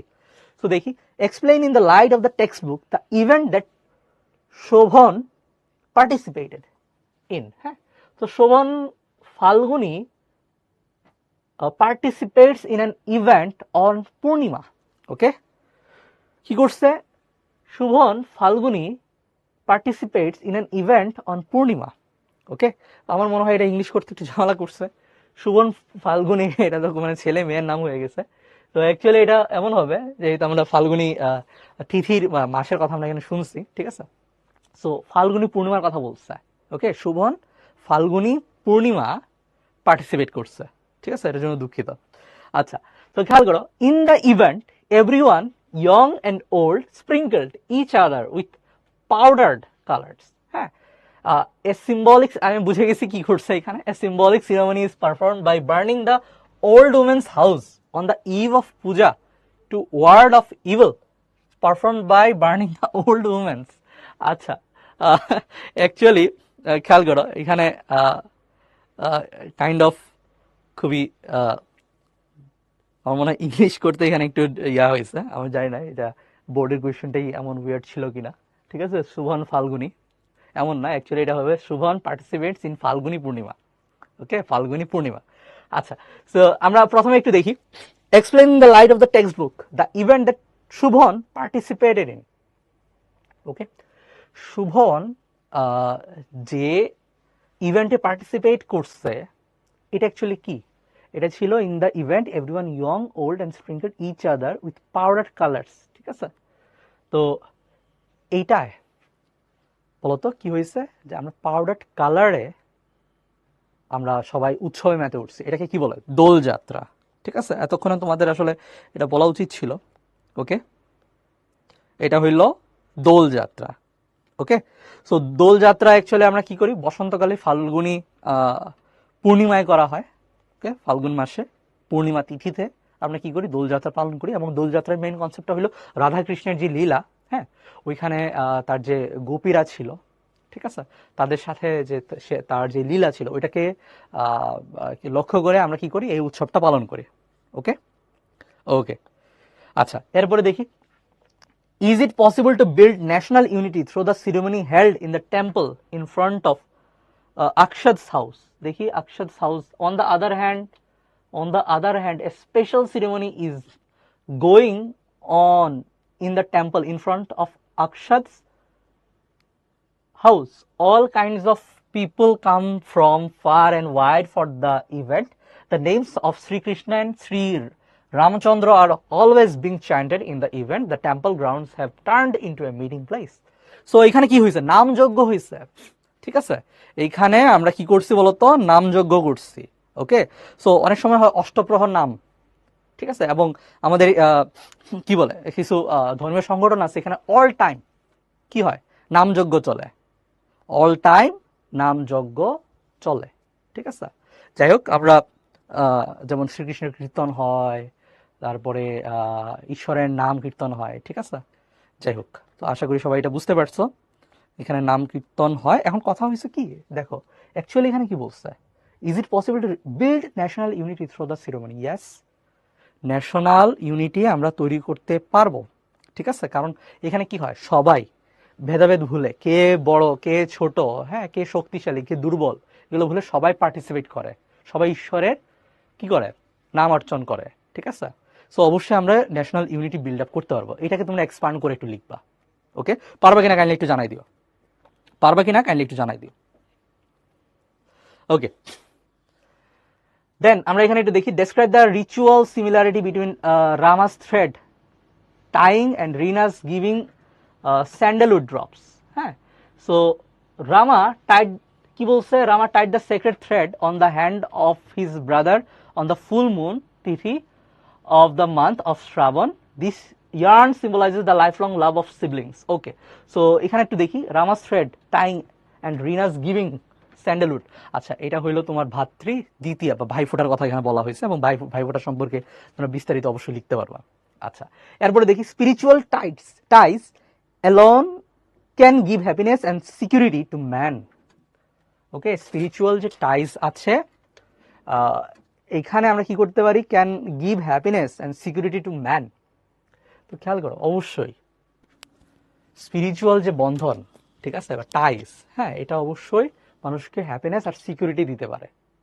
ওকে, সিকিউরিটি বলতে আফটার লাইফ, এবং তুমি যখন তুমি নিজেও এই জীবনে ভালো কাজ করবা, ভালো কাজ করলে ভালো ফলাফল অবশ্যই পাওয়া যায়। ঠিক আছে, ভালো কাজ করলে ভালো ফলাফল অবশ্যই পাওয়া যায়। সো আই হোপ তোমরা এখানে মেইন কনসেপ্টটা বুঝতে পারছো, বাট এটাকে ইলাবোরেটলি খুব সুন্দরভাবে সিকুয়েন্সিয়ালি তোমাদের লিখতে হবে। ওকে, হ্যাঁ, ইন্দ্রনীল, দুঃখিত এটার জন্য। ঠিক আছে, তো আমি ওই জিনিসগুলো তো কারেকশন করে দিচ্ছি। Okay, next, describe in the light of your text book the festival of Hemantakal that Uddip is told about. Okay, Farmers enjoy harvesting paddy during monsoon season. They celebrate the festival by arranging fresh rice and various types of cakes, pies from house to house. On the other hand, আচ্ছা এখানে দেখি হেমন্তকাল that Uddip is told about. উদ্দীপ কই? উদ্দীপ এখানে তো উদ্দীপের কথা এখানে বলা নাই। দেখি textbook the festival of Hemantakal. আচ্ছা এরপরে অন দ্য আদার হ্যান্ড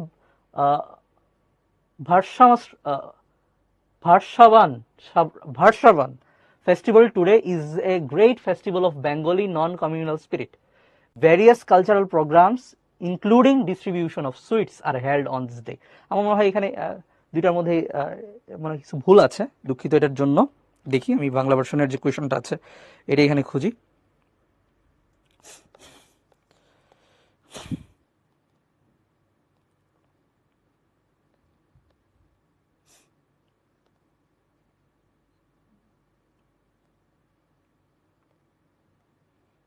ওকে, আচ্ছা শোনো, এখানে উদ্দীপ বলতে এখানে অ্যাকচুয়ালি তোমার উদ্দীপক, হ্যাঁ উদ্দীপক বলতে ইংলিশে যেটা অ্যাকচুয়ালি এখানে তোমার স্টেম হওয়া উচিত ছিল, এটার কথা বলা হয়েছে, ঠিক আছে। So farmers enjoy harvesting monsoon season, monsoon না, এখানে আসলে মনসুন দেয়া আছে, অ্যাকচুয়ালি তোমাদের বাংলা ভার্সনের যে মেইন যে কোয়েশনটা ছিল এখানে বলা হয়েছে যে হেমন্তকাল, ঠিক আছে, হেমন্তকাল। ওকে, যাই হোক, সো এখানে যদি একটু দেখি, হ্যাঁ এই যে হেমন্তকাল এখানে দেয়া আছে, এখানে মনসুন সিজনের জায়গায় হেমন্তকাল হবে। ওকে, তো এটার জন্য দুঃখিত, আমি এটা একটু যাচাই বাছাই করবো না এটা কি আসলে তোমাদের বোর্ডেও এই ধরনের ভুল ছিল কিনা, নাকি আমাদের এখানে এন্ড থেকে এটা হয়েছে। আমাদের এন্ড থেকে হওয়ার কথা না, কারণ যেহেতু এটা বোর্ড কোয়েশন, সো বোর্ডের ইয়ে থেকে আমরা এখানে কালেক্ট করছি, তাই না। যাই হোক, তারপর আমি একটু সামনে সাবধান থাকার জন্য বলবো না। আচ্ছা, সো খেয়াল করো, আমরা যদি এখানে একটু আসি,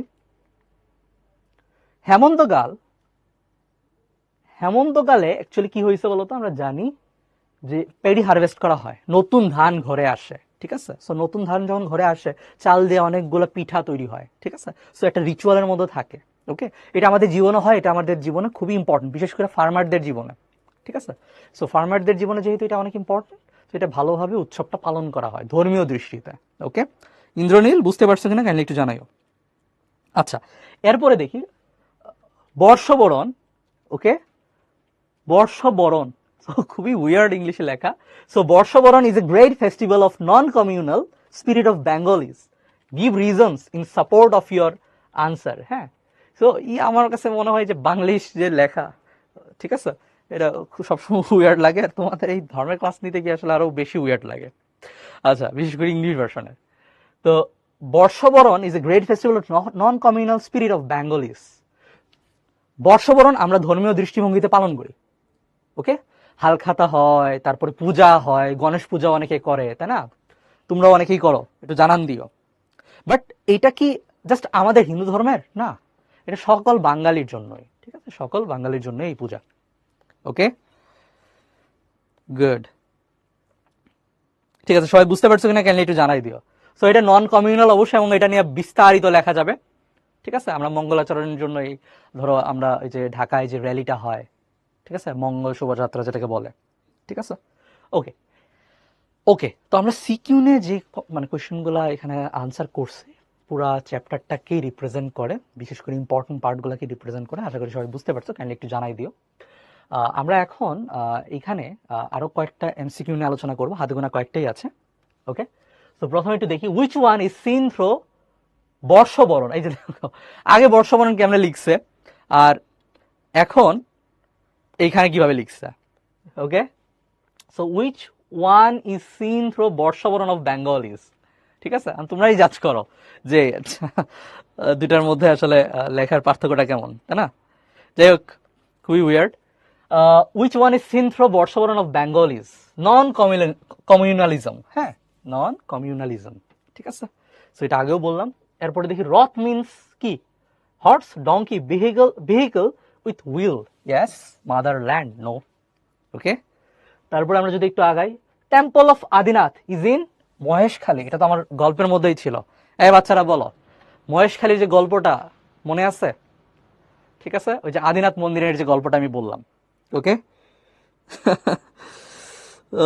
ইয়েস ইন্দ্রনীল, আমারও সেম ফিলিংটা হয়। আচ্ছা, এরপরে where is Shri Ram Thakur buried? Shri Ram ঠাকুরকে কোন জায়গায় আহ, বাড়ি করা হয় বা সমাধিস্থল তার কই ছিল আর কি?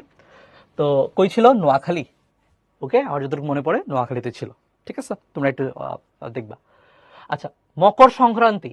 মকর সংক্রান্তি, আমি দুই ধরনের সংক্রান্তির কথা বলছি।